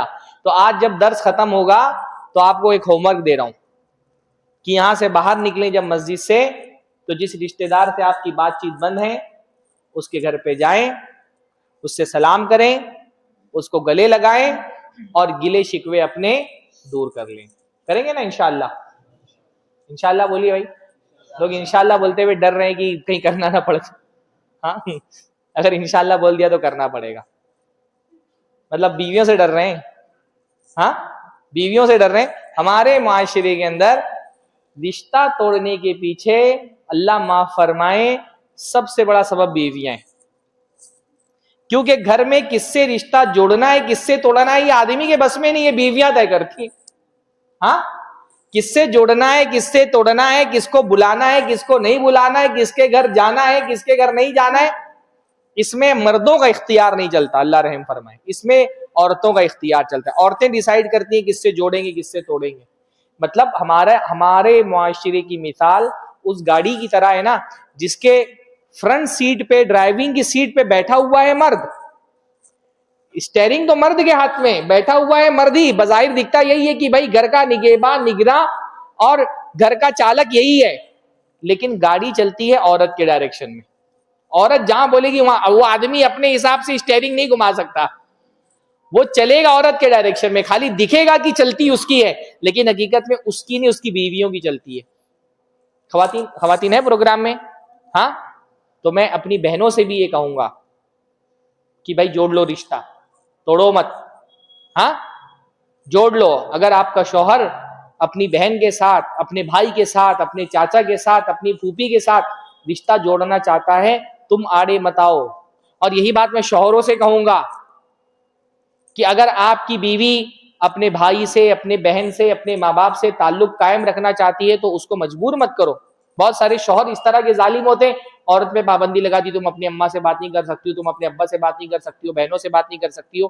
یہ قطع رحمی ہے اور شوہر کو حق نہیں ہے کہ وہ عورت کو قطع رحمی کا حکم دے, الا یہ کہ ان سے تعلق کی وجہ سے بہت بڑا کوئی فساد ہو رہا ہو, نقصان ہو رہا ہو تو الگ بات ہے, ورنہ اصلاً حکم یہی ہے کہ شوہر اپنی بیوی کو اپنے ماں باپ اپنے بھائی بہنوں سے قطع رحمی پر مجبور نہیں کر سکتا. عمومی معاشرے میں یہ دیکھنے میں آتا ہے کہ قطع رحمی کے پیچھے عورتوں کا ہاتھ بہت زیادہ ہوتا ہے. ہم نے عورتوں کو بہت فرصت دی ہوئی ہے نا, مسجد کے دروازے بند کیے ہوئے ہیں, تعلیم کے دروازے بند کیے ہوئے ہیں, تو ان کے دماغ میں ہمیشہ یہی سب چلتی رہتی ہے, پولیٹیکل رشتوں کی پالیٹکس یہی چلتی رہتی ہے ان کے دماغ میں. تو میری بہنوں سے بھی میں کہوں گا اگر کسی رشتہ دار سے خاندان کے بات چیت بند ہے, دل سے گلے شکوے مٹا دو, کینہ بغض ختم کر دو, آگے بڑھ کر کے اپنے رشتہ داروں کو گلے لگاؤ. یہ بہت بڑی نیکی ہے. دیکھیے اپنے فائدے کا سوچو گے تو یہ نہیں کر پاؤ گے, بہت مشکل کام ہے نا یہ. اگر یہ سوچو گے کہ میرا کوئی فائدہ ہو تب تو نہیں کر پاؤ گے, لیکن جب یہ سوچو گے نا کہ یہ کام صرف اللہ کو خوش کرنے کے لیے کرنا ہے تو انشاءاللہ کر لے جاؤ گے. اپنا انا سوچ کر کے تو قربانی نہیں دے پاؤ گے, لیکن جب یہ سوچو کہ بھائی میں اپنے بھائی کے دروازے پہ جاؤں گا, میں سلام کروں گا, میں اپنی ذمہ داری ادا کر دوں, مجھے اللہ تعالیٰ کے یہاں ثواب مل جائے گا. اگر بھائی رسپانس نہیں کر رہا ہے تو اللہ تعالیٰ کے ذمہ دار ہوگا. میں کیوں کر رہا ہوں؟ اپنے رب کو خوش کرنے کے لیے, اپنے اللہ کو راضی کرنے کے لیے. اللہ تعالیٰ کے نبی نے فرمایا میں ایسے آدمی کے لیے جنت کے کنارے پہ ایک محل کی بشارت دیتا ہوں, ضمانت لیتا ہوں, بلکہ فرمایا میں گارنٹی دیتا ہوں کہ جنت کے کنارے پہ ایسے آدمی کو محل ملے گا. کون؟ لمن ترک المراء وان کان محقا, جو جھگڑا چھوڑ دے چاہے حق پر ہی کیوں نہ ہو. جنت میں روم مل رہا ہے بھائی. اگر یہاں پر ہم کو کوئی اگر ہم کو چھوٹا سا ایک کمرہ دے دے, ہاں 10x10 کی کوئی زمین ہم کو دے رہا ہو, ہم اپنے شدید ترین دشمن سے بھی دوستی کر لیں گے. اللہ تعالیٰ جنت میں گھر دینے کی بشارت دے رہا ہے. کن لوگوں کو؟ جو رشتہ داروں سے, کسی بھی انسان سے جس سے تعلق خراب ہے اس سے تعلق درست کر لیں. ٹھیک ہے آپ کا ان پر کوئی حق بن رہا ہے, آپ اپنا حق مانگیں, لیکن حق مانگنے کے لیے بات چیت بند کرنا ہی تھوڑی سولوشن ہوتا ہے. میں نہیں کہہ رہا کہ آپ اپنا حق چھوڑ دیں, اپنا حق مانگیے آپ, اگر اللہ تعالیٰ نے آپ کا حق رکھا ہے اور آپ کے رشتہ دار نے آپ کا حق نہیں دیا ہے, لیکن اس کا واحد رشتہ توڑنا تھوڑی ہوتا ہے, اس کا واحد راستہ. دیکھیے میں جب یہ اس طرح کی باتیں کرتا ہوں تو بعض لوگ آ کر کے کہتے ہیں شیخ ہماری رشتہ دار بہت خطرناک ہے, انہوں نے جو نقصان ہم کو پہنچایا ہے آپ کو اندازہ نہیں ہے. ان کی نفرت بہت شدید ہے اور انہوں نے بہت غم دیا ہے. ایسے رشتہ داروں کے ساتھ ہم رشتہ نہیں جوڑ سکتے. تو میں ان سے کہتا ہوں اچھا کیا اس سے بڑا غم دیا ہے جتنا بڑا غم حضرت ابوبکر کو ان کے رشتہ دار نے دیا تھا؟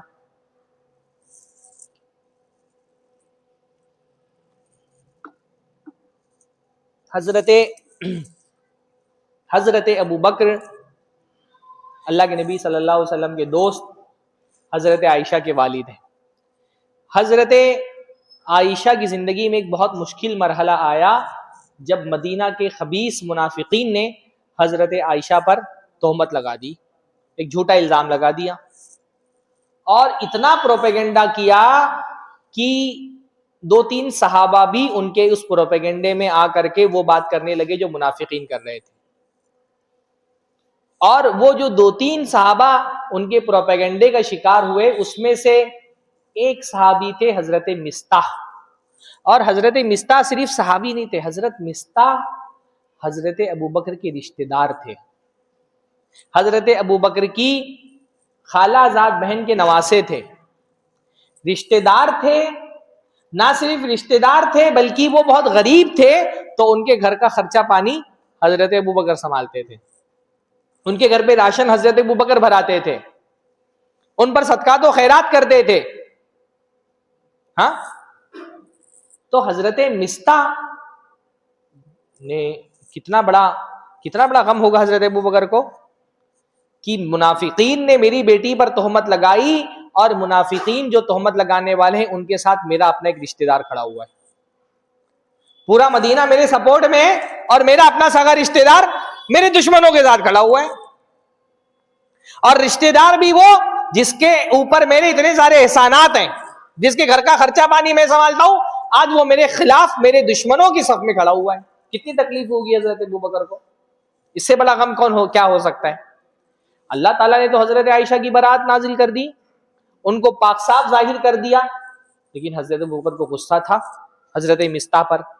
تو حضرت ابوبکر نے قسم کھا لی کہ آج سے مستح کے گھر کا خرچہ پانی بند.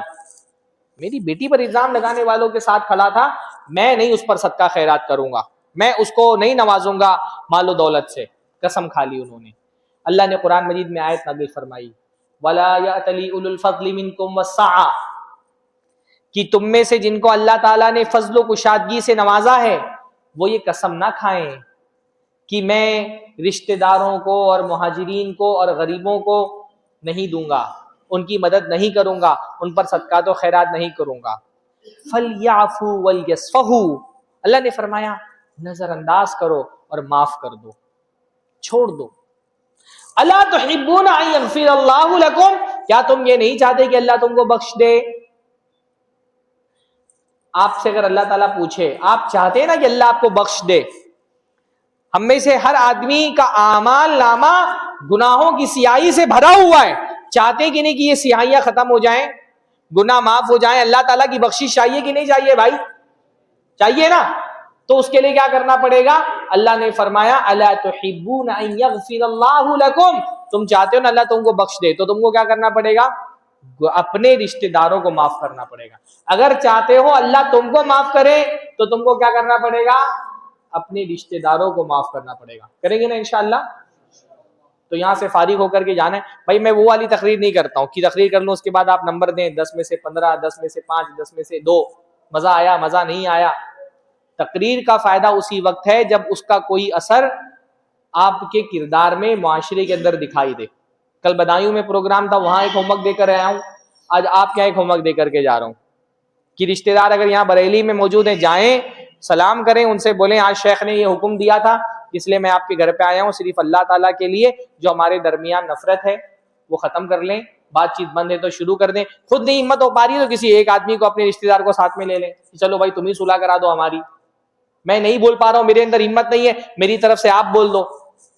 کسی سے ہم اللہ تعالیٰ کے لیے آئیں، ویڈیو ریکارڈ ہو رہا ہے وہ بھیج دو ان کو. ہاں الحمدللہ میں اس تقریر کے بعد کئی علاقوں سے لوگوں نے مجھ کو فون کر کے بتایا کہ 10 سال 12 سال 15 سال 17 سال سے لوگوں کی رشتہ داریاں ٹوٹی ہوئی تھیں، اور انہوں نے تقریر سننے کے بعد مجھ کو فون کر کے بتایا کہ شیخ صرف آپ کی تقریر سن کر کے میں نے اللہ کے لیے اپنے بھائی سے بات چیت شروع کر دی دوبارہ. تو یہاں سے بھی خوشخبری ملے گی انشاءاللہ تعالی. ہاں شیخ سے میں پوچھوں گا فون کر کے کہ خوشخبری ملی کہ نہیں ملی ہے. ہاں جائیے تحفہ وفہ لے کر کے جائیے رشتہ داروں کے پاس اور گلے شکوے دور کر لیجیے, اور مٹھائی نہیں لے کے جانا, نہیں تو بولیں گے کچھ پھونک کے لائے. ہاں اتنی بدگمانیاں ہیں ہمارے معاشرے کے اندر کہ آپ کسی سے بات چیت بند ہو اور اس کو مٹھائی کھلا دو تو لگے گا کہ کچھ پھونک کر کے دیا ہے اس میں سے. چھوڑیے رشتہ, ڈریے نہیں. حضرت ابو ہریرہ رضی اللہ تعالیٰ عنہ نے ایک مرتبہ اللہ کے نبی سے کہا, اللہ کے نبی میرے کچھ رشتہ دار ہیں, اصلہم ویقطعوننی, میں ان سے جوڑتا ہوں اور وہ توڑتے ہیں, میں ان کے ساتھ سمجھداری برتتا ہوں وہ میرے ساتھ جہالت برتتے ہیں, میں جتنا اچھائی کرتا ہوں اتنا ہی میرے ساتھ برائی کرتے ہیں. تو انہوں نے کہا اللہ کے نبی میں کتنا صبر کروں, کتنا برداشت کروں ایسے لوگوں کو؟ تو اللہ کے نبی نے فرمایا ابو ہریرہ یہ تو ایسے گویا کہ تم ان کے منہ میں راکھ ڈال رہے ہو. گالی دینے والے کو گالی دے دو, یہ اس کے لیے اتنی تکلیف کی بات نہیں ہوتی ہے, پر گالی دینے والے کے جواب میں خاموش رہ جاؤ, مسکرا دو, دل ملا جائے گا. وہ تھوڑا سا بھی اگر اس کے اندر عزت نفس ہے تو وہ ڈوب مرے گا شرم سے کہ میں سامنے والے کو گالی دے رہا ہوں, وہ خاموش. فرمایا یہ تو گویا کہ تم ان کے منہ میں راکھ ڈال رہے ہو, اور جب تک تم ایسے رشتہ داروں کے ساتھ اچھا سلوک کرو گے اللہ تمہاری مدد کے لیے ایک فرشتہ طے کر دے گا جو ہر مسئلے میں تمہارا تعاون کرے گا. یعنی اللہ ایسے بندے کی مدد کرتا ہے اپنے فرشتے کے ذریعے سے. اللہ کی مدد اس وقت ہماری سب سے بڑی ضرورت ہے, اور اللہ کی مدد چاہیے تو ایسے رشتہ داروں کے ساتھ اچھا سلوک کرو. اچھے رشتہ داروں کے ساتھ اگر آپ نے اچھائی کر لی تو کون سا بڑا کمال ہے بھائی. اصلی کمال تو یہ ہے کہ برے رشتہ داروں کے ساتھ اچھا کرو. جنہوں نے توڑا ہوا ہے ان کو جوڑنا یہ کمال کی بات ہے. تو کریں گے انشاءاللہ تعالی. اللہ تعالیٰ ہم کو توفیق نصیب فرمائے. کس کے آمین بولیے. لوگ آمین بولتے ہوئے ڈرتے ہیں کہ اگر آمین بول دیا تو کہیں کرنا ہی نہ پڑ جائے, تو اس کو صلہ رحمی کرتے ہیں. اچھا صلہ رحمی کے کچھ تقاضے ہوتے ہیں, صلہ رحمی کرنے کے کچھ تقاضے ہوتے ہیں. رشتہ داروں سے رشتہ جوڑنا ہے تو کیا کرنا پڑے گا اس کے لیے؟ سب سے پہلے تو جو میں نے آپ کو بتایا کہ صلہ رحمی کا سب سے پہلا تقاضا ہے اپنے رشتہ داروں کو پہچاننا. اپنے رشتہ داروں کو پہچانیے. خاص طور پہ آج کے دور میں جو نئی نسل کے بچے ہیں ان کی پہچان کروائیے کہ یہ ہمارا خاندان ہے, یہ ہمارا. ہر آدمی کو اپنا نسب نامہ تیار کرنا چاہیے تاکہ اس کو پتہ رہے کہ میرے خاندان کی شاخیں کہاں کہاں پھیلی ہوئی ہیں. آج کے دور میں ایک بہت بڑا مسئلہ ہمارے معاشرے کے اندر یہ ہے کہ ہمارے معاشرے میں کسی زمانے میں خاندان کا تصور ہوتا تھا, اب وہ سمٹ کر کے فیملی کے تصور تک محدود ہو کے رہ گیا. اب خاندان کا تصور شہروں میں ختم ہوتا جا رہا ہے, اب فیملی کا تصور آ گیا. فیملی مطلب میں, میری بیوی اور میرے بچے, اس کے آگے آدمی جوڑتا ہی نہیں کسی کو. اور اس انڈیویجولزم کو باقاعدہ فروغ دیا جا رہا ہے میڈیا کی سطح پر, تعلیم گاہوں میں. میں نے اپنے یہاں بال بھارتی, ہمارے یہاں اردو کی کتاب پڑھائی جاتی ہے, میں نے اس میں دیکھا اردو کی نصاب کی سرکاری کتاب ہے, اس میں لکھا ہے چھوٹا خاندان اچھا خاندان, بڑا خاندان برا خاندان. اور بڑے خاندان میں کیا دکھایا گیا ہے کہ دادا ہیں, دادی ہیں, چاچا لوگ ہیں اور ان کے بچے. تو یہ کہا گیا بڑا خاندان برا خاندان. ہاں, اور چھوٹا خاندان یعنی صرف ماں باپ اور بچے, بس یہ اچھا خاندان. ایسی بات نہیں ہے. خاندان کا تعارف کرانا آج کے زمانے میں بچوں کی بہت شدید ضرورت ہے. ہم ایک چیز یہ جو ہمارے انڈیویجولزم اور فیملی کا تصور آ گیا ہے, اس میں ہم نے اپنے بچوں پہ بہت بڑا ظلم کیا کہ ان سے, بچوں سے ہم نے دادا دادی, نانا نانی, چاچا, ان کے بچوں, ان کی جو محبت ہوتی ہے نا اپنے بچوں سے ہم نے چھین لی ہے.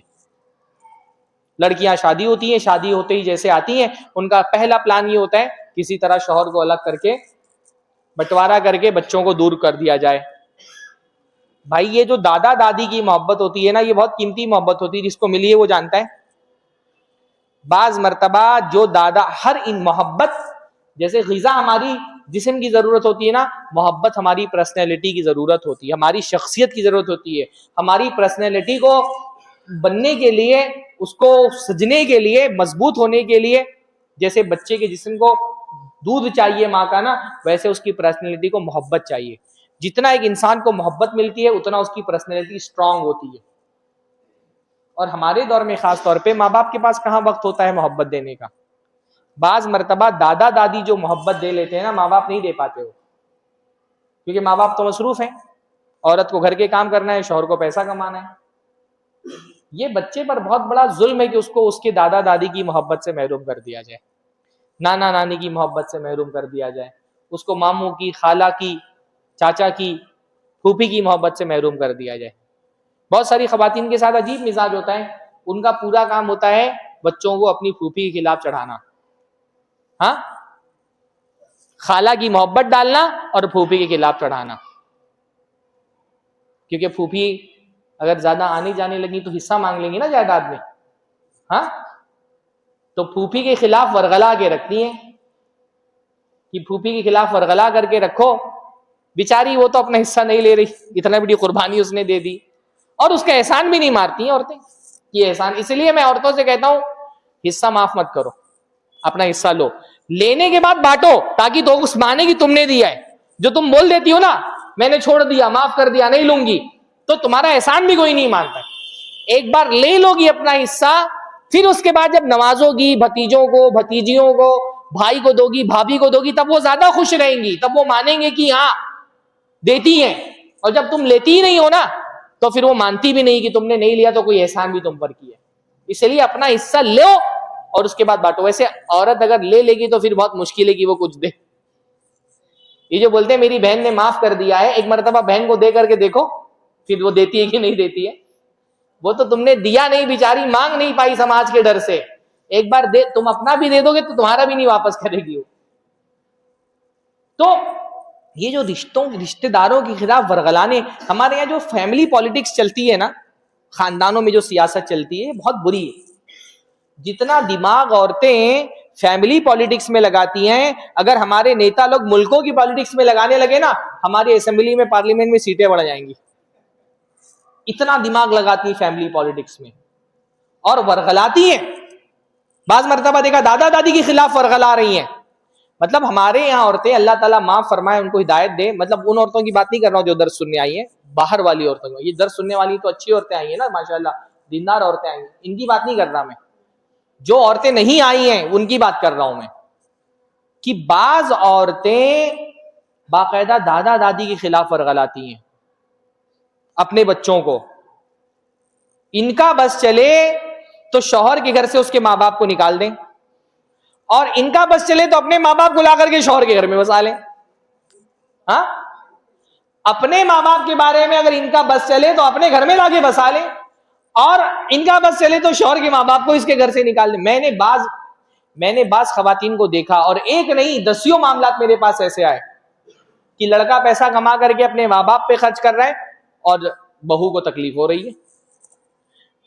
ہو رہی ہے, اور وہ باقاعدہ روکتی ہے اپنے شوہر کو, ماں باپ پر خرچ کرنے سے روکتی ہے. بلکہ بہت سارے کیسز میں یہ دیکھا کہ شوہر کو نہیں روک پاتی تو ماں پر, باپ پر احسان, اپنی ساس پر احسان جتاتی ہے کہ میرا شوہر تم کو کما کر کے کھلا رہا ہے. اوہ سبحان اللہ, تمہارا شوہر ہونے سے پہلے وہ اس کا بیٹا ہے. ہاں, تمہارا شوہر وہ بعد میں ہے, اس کا بیٹا پہلے ہے. ایک انسان پر بیوی سے پہلے ماں باپ کا حق ہے. بیوی کا معاملہ الٹا ہے, بیوی پر پہلا حق کس کا ہے؟ شوہر کا, پھر اس کے ماں باپ کا. پر آدمی پر پہلا حق کس کا ہے؟ اس کے ماں باپ کا ہے, پھر بیوی کا حق. بیوی کیا ہے بھائی؟ مطلب بیوی بہت کچھ ہے. مطلب میری بیویاں سن لے تو مشکل ہو جائے میرے لیے. بیویاں بہت کچھ ہوتی ہیں, لیکن ماں باپ سے بڑی نہیں ہوتی. ماں باپ کو طلاق نہیں ہو سکتی, بیوی کو طلاق ہو سکتی ہے. تمہارا شوہر ابھی تم کو طلاق دے دے, 3 مہینے کے بعد تم اجنبی ہو جاؤ گی, تم کو دیکھنا بھی اس کے لیے منع ہو جائے گا. ماں باپ تو اس کا سب کچھ ہے, ماں باپ کو تھوڑی طلاق دے سکتا ہے. عورتیں احسان جتا رہی ہیں ماں پر, اس کے لڑکے کے ماں پر احسان جتا رہی ہیں, پورا کنٹرول کرنا چاہ رہی ہیں کہ شوہر کتنا کما رہا ہے پورا مجھے پتا ہونا چاہیے, پھر میں طے کروں گی کتنا ماں کو دینا ہے, کتنا باپ کو دینا ہے, کتنا بہن کو دینا ہے, بھائی کو دینا ہے, بھتیجوں کو دینا ہے, کتنا دینا ہے, کتنا نہیں دینا ہے. ارے پورا. اچھا, عورت کنٹرول کرنا چاہ رہی ہے تو مسئلہ ہے, اس سے بڑا مسئلہ ہے کہ مرد کنٹرول بھی ہو جا رہا ہے. عورت چاہ رہی ہے کہ میں اپنے قابو میں کروں, یہ تو مسئلہ ہی ہے. بڑا مسئلہ یہ ہے کہ بہت سارے شوہر آسانی سے کنٹرول میں دے بھی دیتے اپنے آپ کو اپنی بیویوں کے. میں نے ایسے کیسز دیکھے ہیں, 1000 روپیہ اپنی اماں کو اگر دینا ہے تو پہلے شوہر صاحب اپنی بیوی کے حضور میں جا کر کے ریکویسٹ کرتے ہیں, ارے اماں 1000 روپیہ مانگ رہی تھی, دے دوں؟ پھر بیوی بولی کہ ہاں دے دو, تب جا کر کے 1000 روپیہ اماں کو دیں گے. ایسے بیچارے مسکین شوہر ہیں. ہاں, اتنا ان کی بیویوں کا اتنا ان کے اوپر بس چلتا ہے. شوہر جو کما رہا ہے اس میں بیوی کو صرف اتنے مال کے بارے میں معلومات کرنے کا حق ہے جتنا اس کا خرچ ہے. شوہر کی اصل ذمہ داری بیوی کا خرچہ پورا کرو. اگر وہ خرچہ پورا نہیں کرو تو عورت مطالبہ کر سکتی ہے. جو اس کا خرچہ آپ پورا کر دے رہے ہو, پھر جو آپ پیسہ کما رہے ہو وہ کہاں خرچ کر رہے ہو, یہ عورت کو نہ جاننے کی ذمہ داری ہے نہ کنٹرول کرنے کا حق ہے. لیکن مسئلہ یہ ہے کہ یہ عورتیں اپنی مرضی سے نہیں کر رہی ہیں. مسئلہ یہ ہے کہ جب آپ نے شادی کی تھی, یہ جن ماؤں کو بہت شکایت ہے کہ میرا بیٹا بیوی کے بس میں چلا گیا ہے, اس نے پورا وش میں کر لیا ہے. بھائی جب تم نے اپنے بیٹے کا نکاح کیا تھا تو 1-1 روپیہ گنوایا تھا نا. تعلیم دلانے میں اتنا پیسہ لگا, دودھ پلانے سے لے کر تعلیم دلانے تک 1-1 پیسہ سسرال والوں سے اس کے وصول کر لیا تھا. تو جب سسرال والوں نے پیمنٹ پورا کیا ہے تو سامان بھی ان کو پورا ہی دینا پڑے گا نا. ہاں, جو عورتیں بولتی ہیں کہ بہو کے قابو میں چلا گیا لڑکا, بھائی تم نے اپنے بیٹے کو بیچا تھا شادی کے وقت میں, پوری قیمت تو جہیز کے نام پہ وصول کر لی. تو جب سسرال والوں نے پیمنٹ پورا کیا ہے تو جو خریدا ہے وہ بھی ان کو پورا دینا پڑے گا. تو تم کو حق نہیں بنتا پھر شکایت کرنے کا. آج کے دور میں سب سے بڑا فتنہ ہے زن مریدی کا فتنہ, اور اس زن مریدی کی سب سے بڑی وجہ ہے جہیز. ہم بیچ دیتے اپنے آپ کو سسرال والوں کے ہاتھوں جہیز کے نام پر, پھر ہم کو شکایت حق نہیں ہے کہ ہمارا بیٹا ہاتھ سے نکل گیا. تو بھائی اپنے رشتہ داروں میں تعلقات قطع رحمی کرانا, چاہے وہ شوہر بیوی کی قطع رحمی کرائے یا بیوی شوہر کی قطع رحمی کرائے, دونوں چیزیں گناہ ہیں. اپنے رشتہ داروں کو پہچانو. اچھا, رشتہ داروں کو پہچاننے کے ساتھ دوسرا رشتہ نبھانے کا کتنا ٹائم ہے شیخ میرے پاس؟ اذان کتنے بجے کی ہے؟ اذان کتنے بجے کی ہے؟ نہیں 10 منٹ میں تو نہیں موضوع مکمل ہوگا. اذان کتنے بجے کی ہے؟ 8 بجے تک کرتا ہوں میں.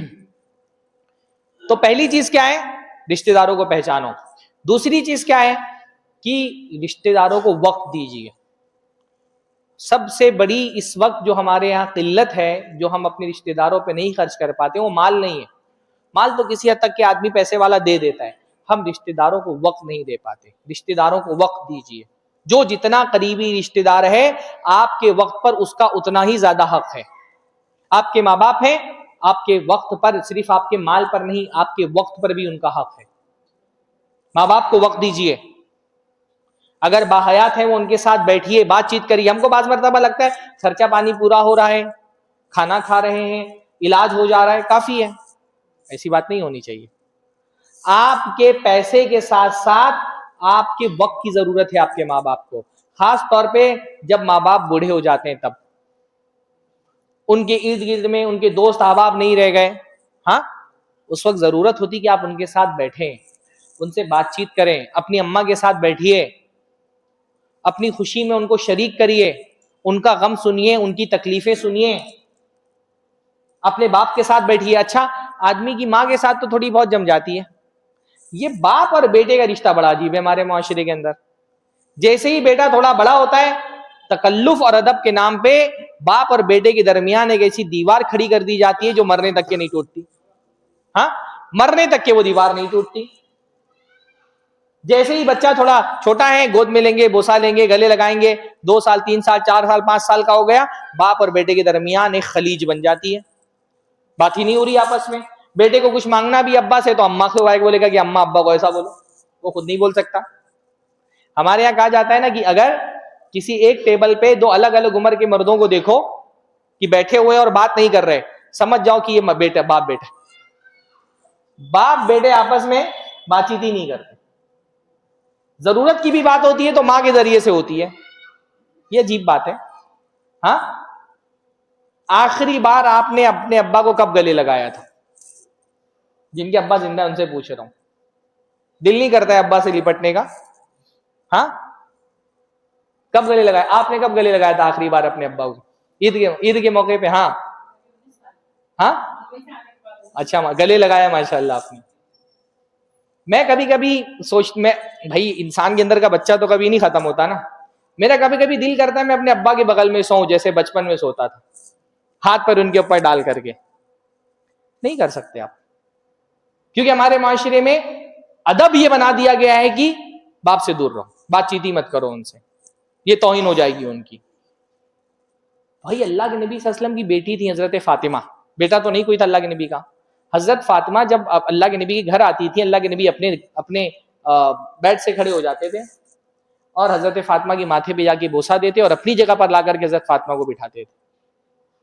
یہ جو ٹچ ہوتا ہے نا, ٹچ جو ہم بچوں کو چھوتے ہیں, یہ ان کی ایک مینٹلی ایک نیڈ ہے, ان کی ذہنی ضرورت ہے یہ ٹچ. بچوں کو چھونا, بوسہ لینا, گلے لگانا, یہ ایک بچے کی شخصیت کو تعمیر کرتے ہیں, ان کی پرسنالٹی کی ضرورت ہوتی ہے. یہ ہمارے یہاں عجیب طرح کا یہ ادب سمجھ لیا گیا ہے کہ باپ بیٹا ایک دوسرے سے دور ہیں. وقت دیجیے اپنے باپ کو, بیٹھیے, بات چیت کریے, ان کی زندگی کے بارے میں, ان کے ماضی کے بارے میں, ان کے مستقبل کے بارے میں. یہ نہیں ہوتا ہمارے معاشرے کے اندر. بعض مرتبہ انسان بوڑھا ہو جاتا ہے نا, تو اس کو گھر میں جیسے کوڑا کباڑ ہوتا ہے نا, ایسی چیزیں جو ابنڈنٹ ہے, یوز نہیں ہوتی, ہم کنارے میں لے جا کر کے ڈال دیتے ہیں اسٹور روم میں. بعض مرتبہ بوڑھوں کا یہ حال کر دیتے ہیں ہم گھروں میں کہ ابا بوڑھے ہو گئے تو ان کو کنارے پہ پھینک دیا, کھا پی رہے ہیں اپنا, زندگی کی سرگرمیوں سے ان کا کچھ لینا دینا نہیں ہو جاتا. ایسا نہیں ہونا چاہیے.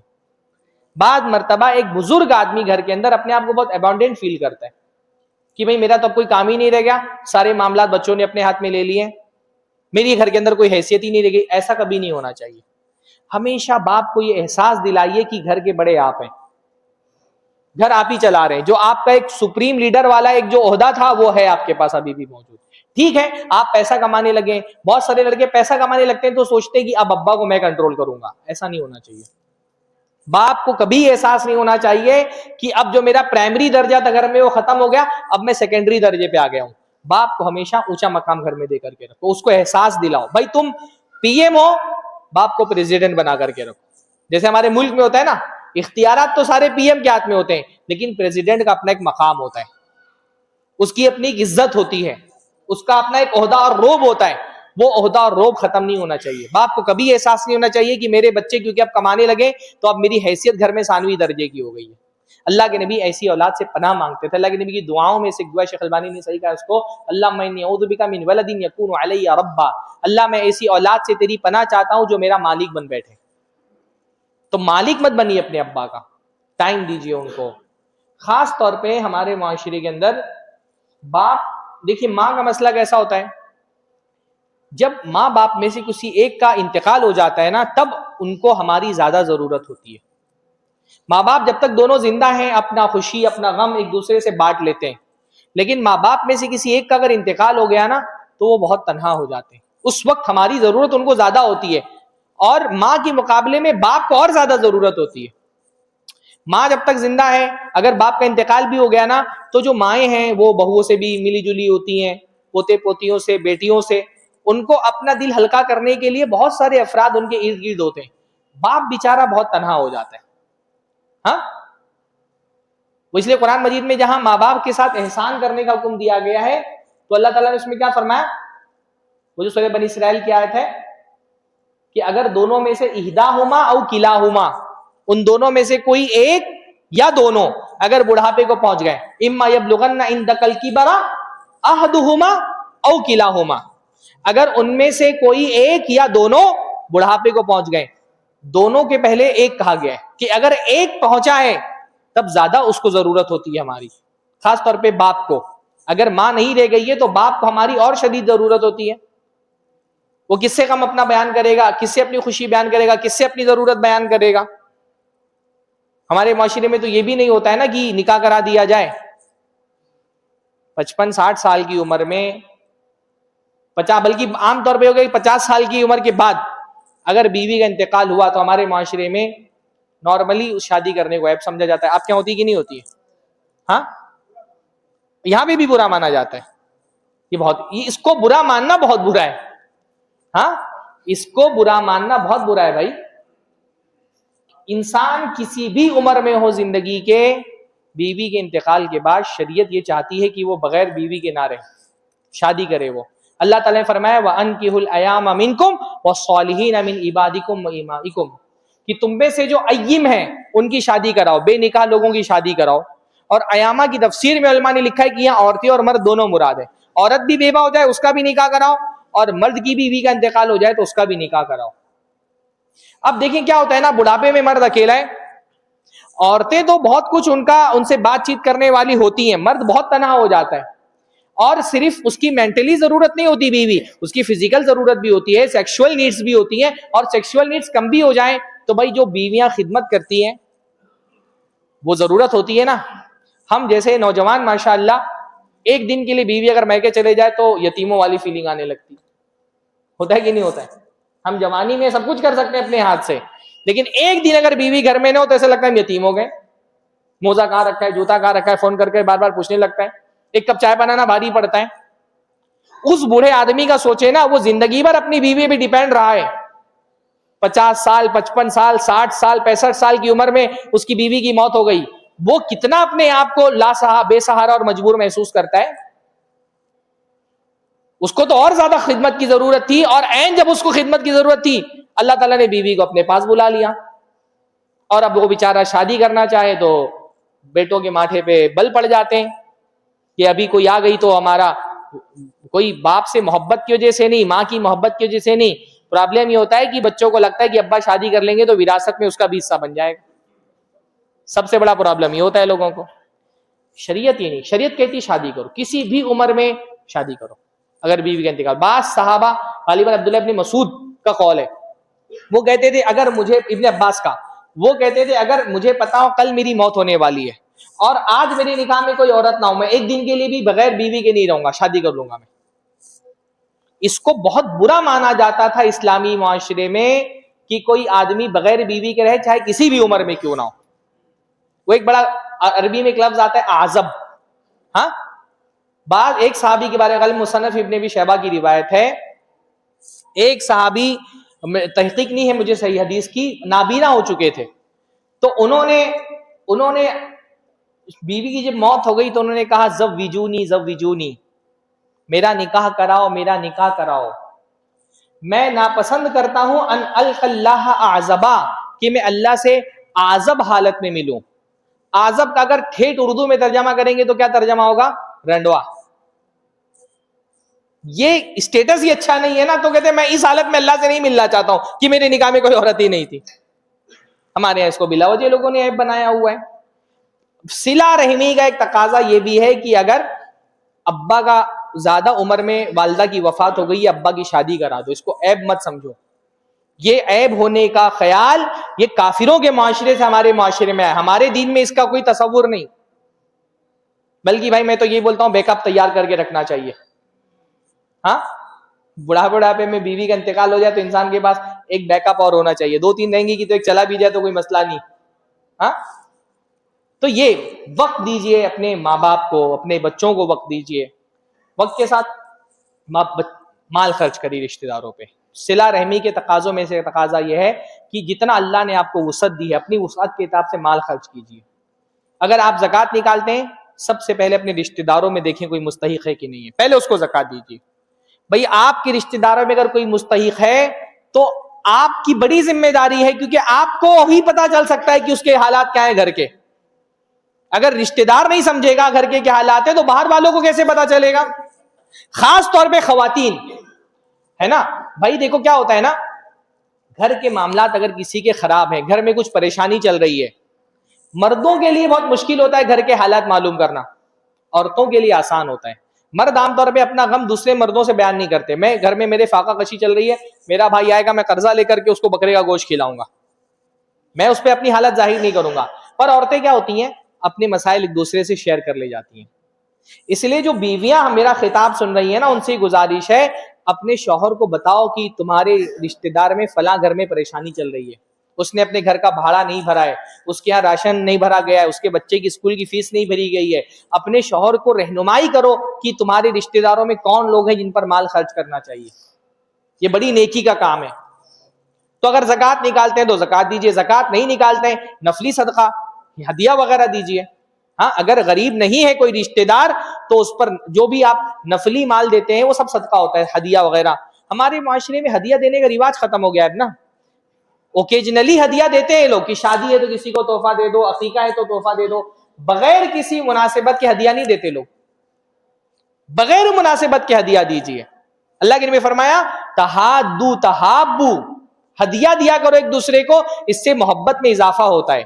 پر ہمارے یہاں جب شادی میں ہدیہ دیتے ہیں تو یہ ہوتا ہے نا کہ بھائی ہم نے ان کی شادی میں دیا تھا تو انہوں نے ہماری شادی میں دیا, یا انہوں نے ہماری شادی میں دیا ہے تو ہم ان کی شادی میں دیں گے. بغیر کسی مناسبت کے ہدیہ دو, کوئی اوکیجن نہیں ہے. بھائی آپ گھر کے لیے سیب کا سیزن چل رہا ہے تو 1 کلو سیب اپنے گھر کے لیے خریدا, 1 کلو سیب خرید کر کے چاچا کے گھر بھجوا دو, 1 کلو سیب خرید کر کے بہن کے گھر بھجوا دو. اپنے بچوں کے لیے کپڑا خرید رہے ہو, بھتیجوں کے لیے بھی 1 جوڑا کپڑا خرید لو. اپنے بچوں کے لیے کپڑا خرید رہے ہو, بھانجی کے لیے بھی 1 جوڑا کپڑا خرید لو. اچھا کھانا گھر میں بنا ہوا ہے, چاچا کو فون کر کے بلا لو, آج بریانی بنی ہے آئیے ساتھ میں کھاتے ہیں, بغیر کسی مناسبت کے. بھائی کچھ نہیں, موبائل نکالو ابھی نماز کے بعد, اللہ نے جو توفیق دی ہے 1000 2000 5000 کسی رشتہ دار کو گوگل پے کر دو, فون پے کر دو, لکھ کر کے ہدیہ. اس سے جو پیغام محبت کا جاتا ہے نا, اس سے رشتے مضبوط ہوتے ہیں. اللہ کے نبی صلی اللہ علیہ وسلم نے فرمایا اگر کوئی مجھے کھر غالباً فرمایا کہ کوئی کھر کی دعوت دے گا نا, جانور کا کھر کوئی بہت اچھی چیز نہیں سمجھی جاتی ہے, لیکن اگر کوئی کھر بنایا ہوگا اور مجھے دعوت دے گا کہ آئیے کھا لیجئے, تو میں کھر کی دعوت میں بھی کھانے کے لیے چلا جاؤں گا. ہاں پایا تو بہت لذیذ چیز ہوتی ہے, پایا بنائیں گے تو کوئی بھی جائے گا پائے کی دعوت پہ, تو کھر اتنا لذیذ نہیں ہوتا ہے. کھر بھی کوئی بنا کر کے مجھے بلائے گا تو میں اس کی دعوت پہ بھی جاؤں گا. ہمارے یہاں اوکیجنلی تو لوگ دعوت کریں گے تو 10 15 ڈش رکھ لیں گے, شادیوں میں بوفے سسٹم رکھ لیں گے, لیکن بغیر کسی اوکیجن کے مناسبت کے ایسے ہی کبھی کسی کو کھانے کے لیے تک نہیں بلائیں گے. اصلی اس لیے میں کہتا ہوں نا, لوگ کہتے ہیں بارات سے رشتہ داری, بارات میں اور شادی میں بیاہ میں کھانا کھلانے سے, میں کہتا ہوں اس سے رشتہ داری نہیں جمتی, اس سے تو اور اختلاف ہوتا ہے. میں نے تو اکثر جگہوں پہ دیکھا ہے کہ بارات میں لوگ جاتے ہیں کھاتے ہیں اور کھانے کے بعد اٹھتے ہیں تو جیسے ہی بس میں بیٹھتے ہیں برائی شروع کر دیتے ہیں. بغیر اوکیجن کے بلائیے کہ بھائی آج قورمہ بنا ہے, آج نلی نہاری بنی ہے, آج بریانی بنی ہے, بھائی کو فون کر کے بولو بھائی آج ساتھ میں کھانا کھاتے ہیں. بھائی کی فیملی کو بلا لو, چاچا کا فیملی کو بلا لو, خالہ کی فیملی کو بلا لو, باورچی کو بولو بھائی کھانا بناؤ اور میری پھوپھی کے گھر پہ بھجوا دو. کریں گے انشاءاللہ کہ نہیں کریں گے؟ ہاں میں کلکتہ میں ایک بار تھا, ایک تقریر کی, اسی موضوع پہ میں نے یہ بات کہی. ایک صاحب نے مجھے کہا شیخ زندگی میں پہلی بار میرے بھائی نے گھر میں بریانی بنا کے بھجوائی. ہاں ایک مرتبہ جین میں نے تقریر کی تو انہوں نے کہا کہ پورے خاندان والوں کی ایک صاحب نے دعوت لی تقریر سن کر کے, الحمدللہ.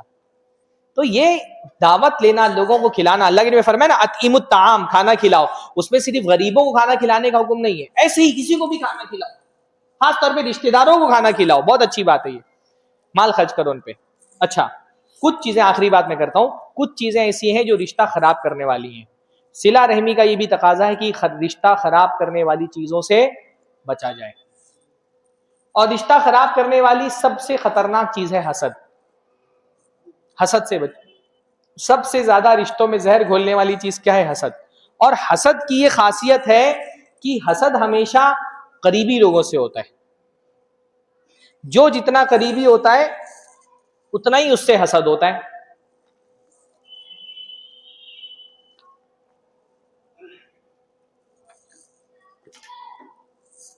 مطلب یہ کہ اڈانی امبانی کوئی ترقی کر رہا ہے, آپ کو حسد ہوگا اس سے؟ اڈانی امبانی کی ترقی پہ آپ کو حسد کیوں نہیں ہے؟ کیونکہ وہ آپ کا رشتہ دار نہیں ہے.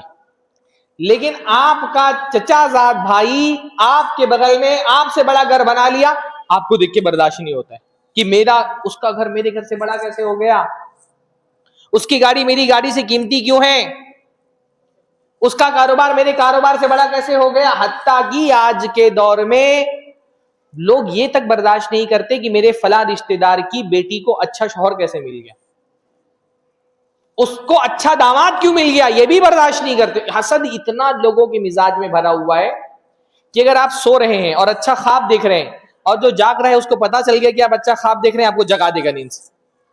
اچھا خواب کاہے دیکھ رہی ہے, آپ کو جگا دے گا نیند سے. حسد بہت بری چیز ہے, اور رشتہ داروں سے حسد کرنا اور بری چیز ہے. حسد مت کیجیے بھائی. حسد کا سب سے اچھا علاج ہے ایمان. اگر آپ کو اللہ کے رزاق ہونے پر ایمان ہے تو آپ کسی سے حسد نہیں کریں گے. اگر آپ کے بھائی کا گھر آپ سے بڑا ہے, آپ کے چچا کا کاروبار آپ سے بڑا ہے, کسی کی بیٹی کو اگر آپ کے رشتہ دار میں اچھا شوہر مل گیا ہے, کسی کو اگر اللہ تعالیٰ نے عزت سے نواز دیا ہے, کسی کو کوئی عہدے سے نواز دیا ہے, یہ نوازنے والا کون ہے؟ اللہ ہے نا.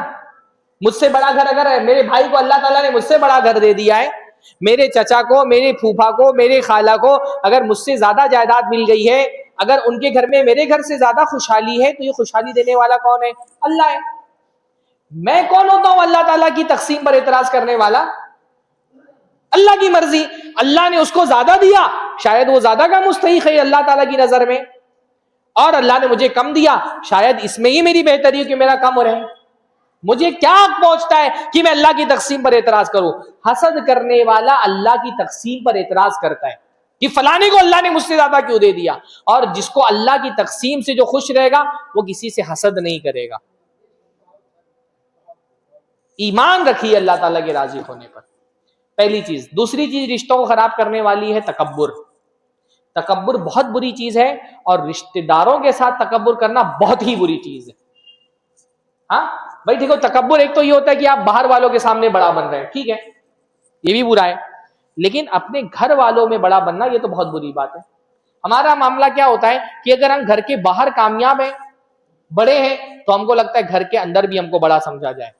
بھائی گھر کے باہر تم کچھ بھی ہو, تم نیتا ہو, پولیٹیشین ہو, آئی ایس ہو, آئی پی ایس ہو, دروغہ ہو, مولانا ہو, علامہ ہو, مناظر ہو, گھر کے باہر جو بھی ہو, جب گھر کے اندر آؤ خاندان والوں کے بیچ میں, ماں باپ کے لیے صرف بیٹا ہو تم, خالہ کے لیے, ماموں کے لیے بھانجا ہو, پھوپھی کے لیے, چاچا کے لیے بھتیجے ہو, بھائیوں کے لیے بھائی ہو, بہنوں کے لیے بھائی ہو, بھتیجوں کے لیے چاچا ہو, بھانجوں کے لیے ماما ہو.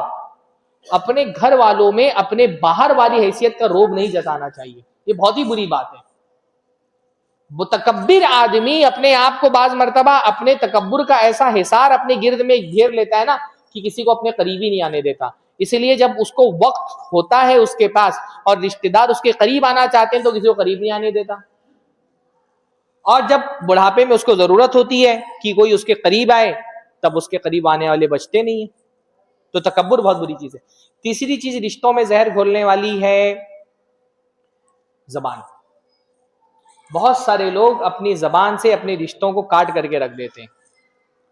زبان کو بہت سنبھال کر کے استعمال کرنا چاہیے, خاص طور پہ جب آپ رشتہ داروں سے بات کر رہے ہوں. تو بیشتر رشتوں کے خراب ہونے کی وجہ ہمارے زبان سے نکلنے والے خطرناک جملے ہوتے ہیں.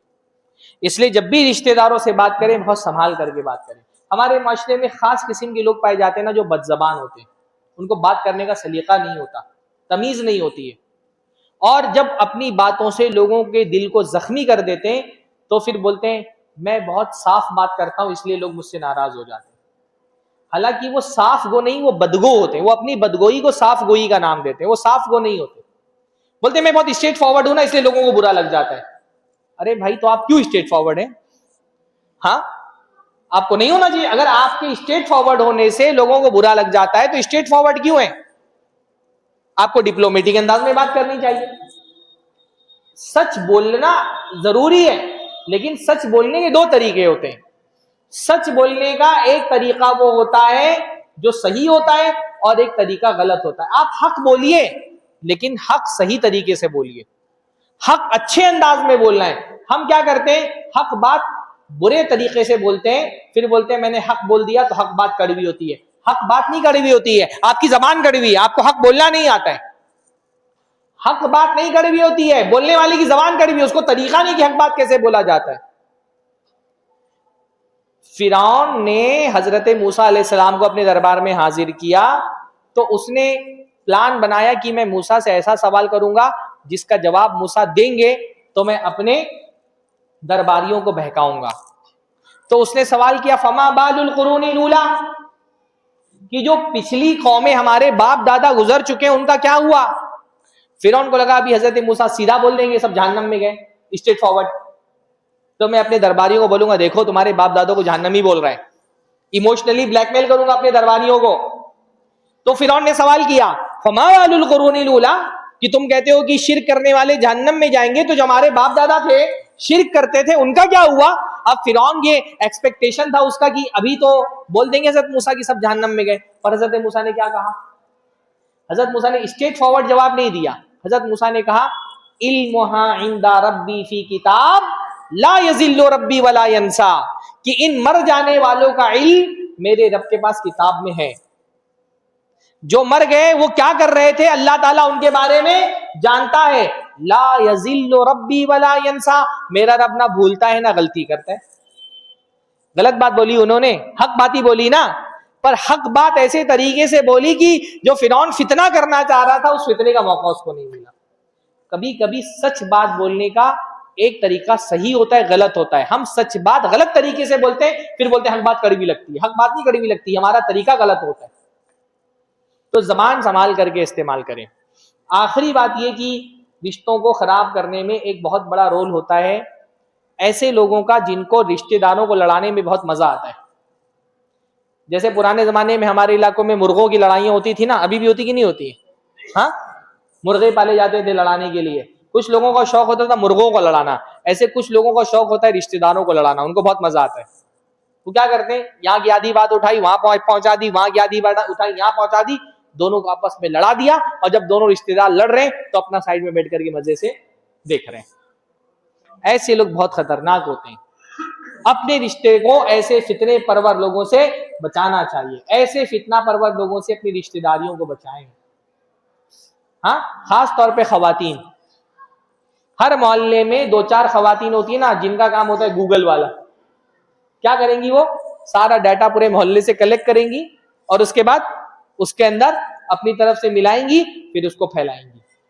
ساس کو بہو سے لڑا دو، بھائی کو بھائی سے لڑا دو، اس کی چگلی جا کے وہاں کرو، اس کی چگلی جا کے یہاں کرو، اور آپس میں لوگوں کے تعلقات خراب کرو. یہ بہت خطرناک ہوتے ہیں. بیشتر رشتوں کے خراب ہونے کے پیچھے ایسی چغل خور آنٹیوں کا حصہ ہوتا ہے. حضرت عائشہ کے بھانجے تھے حضرت عبداللہ ابن زبیر، مکہ کے خلیفہ تھے. تو وہ اپنی خالہ کو جو ہے وہ مسلسل تحفے تحائف بھیجتے تھے مکہ سے.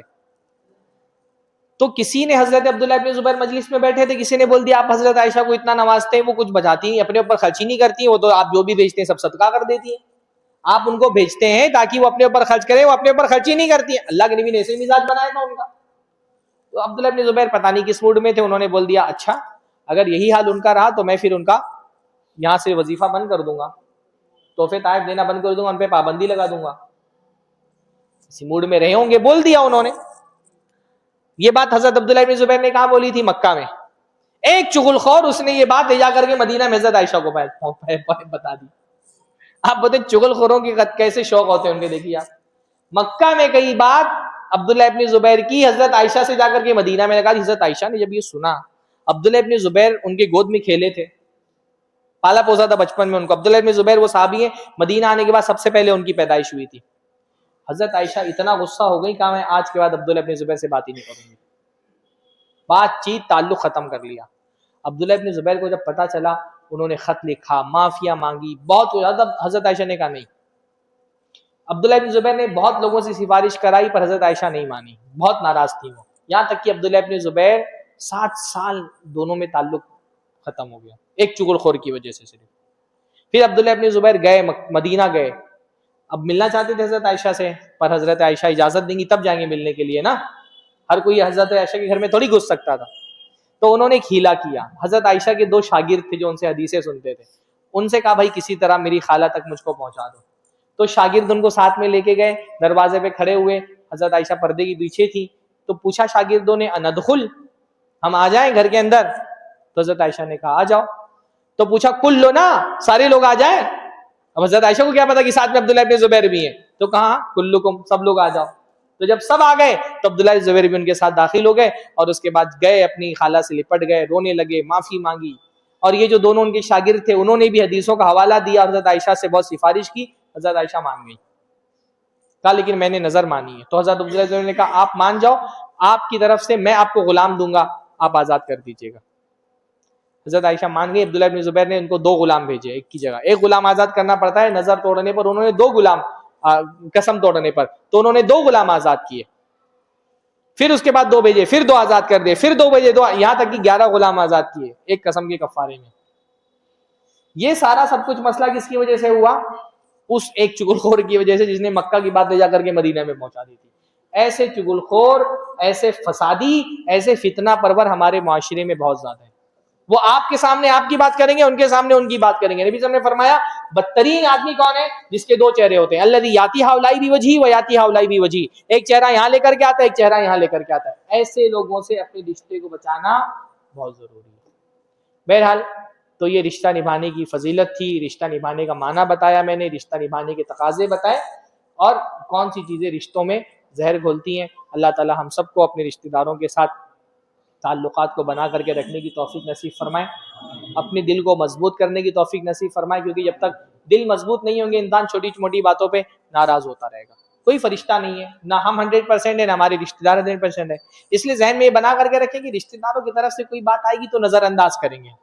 نظر انداز کرنے کا مزاج بنائے. سامنے والے سے یہ ایکسپیکٹیشن مت رکھیے کہ وہ فرشتہ بن جائے گا. انسان ہے، ہوگا کبھی آپ کی برائی کہیں کر دے گا، آپ کو کچھ برا بھلا کہہ دے گا، ہوتا رہے گا یہ زندگی میں. اس سے چھٹکارا نہیں ہے. لوگوں کے ساتھ رہیں گے تو لوگوں کا ایذا برداشت کرنا پڑے گا. تو صبر کرنے کی اگر اللہ تعالیٰ نے آپ کو توفیق دے دی ہے تو انشاءاللہ اچھا رشتہ جما لے جائیں گے آپ.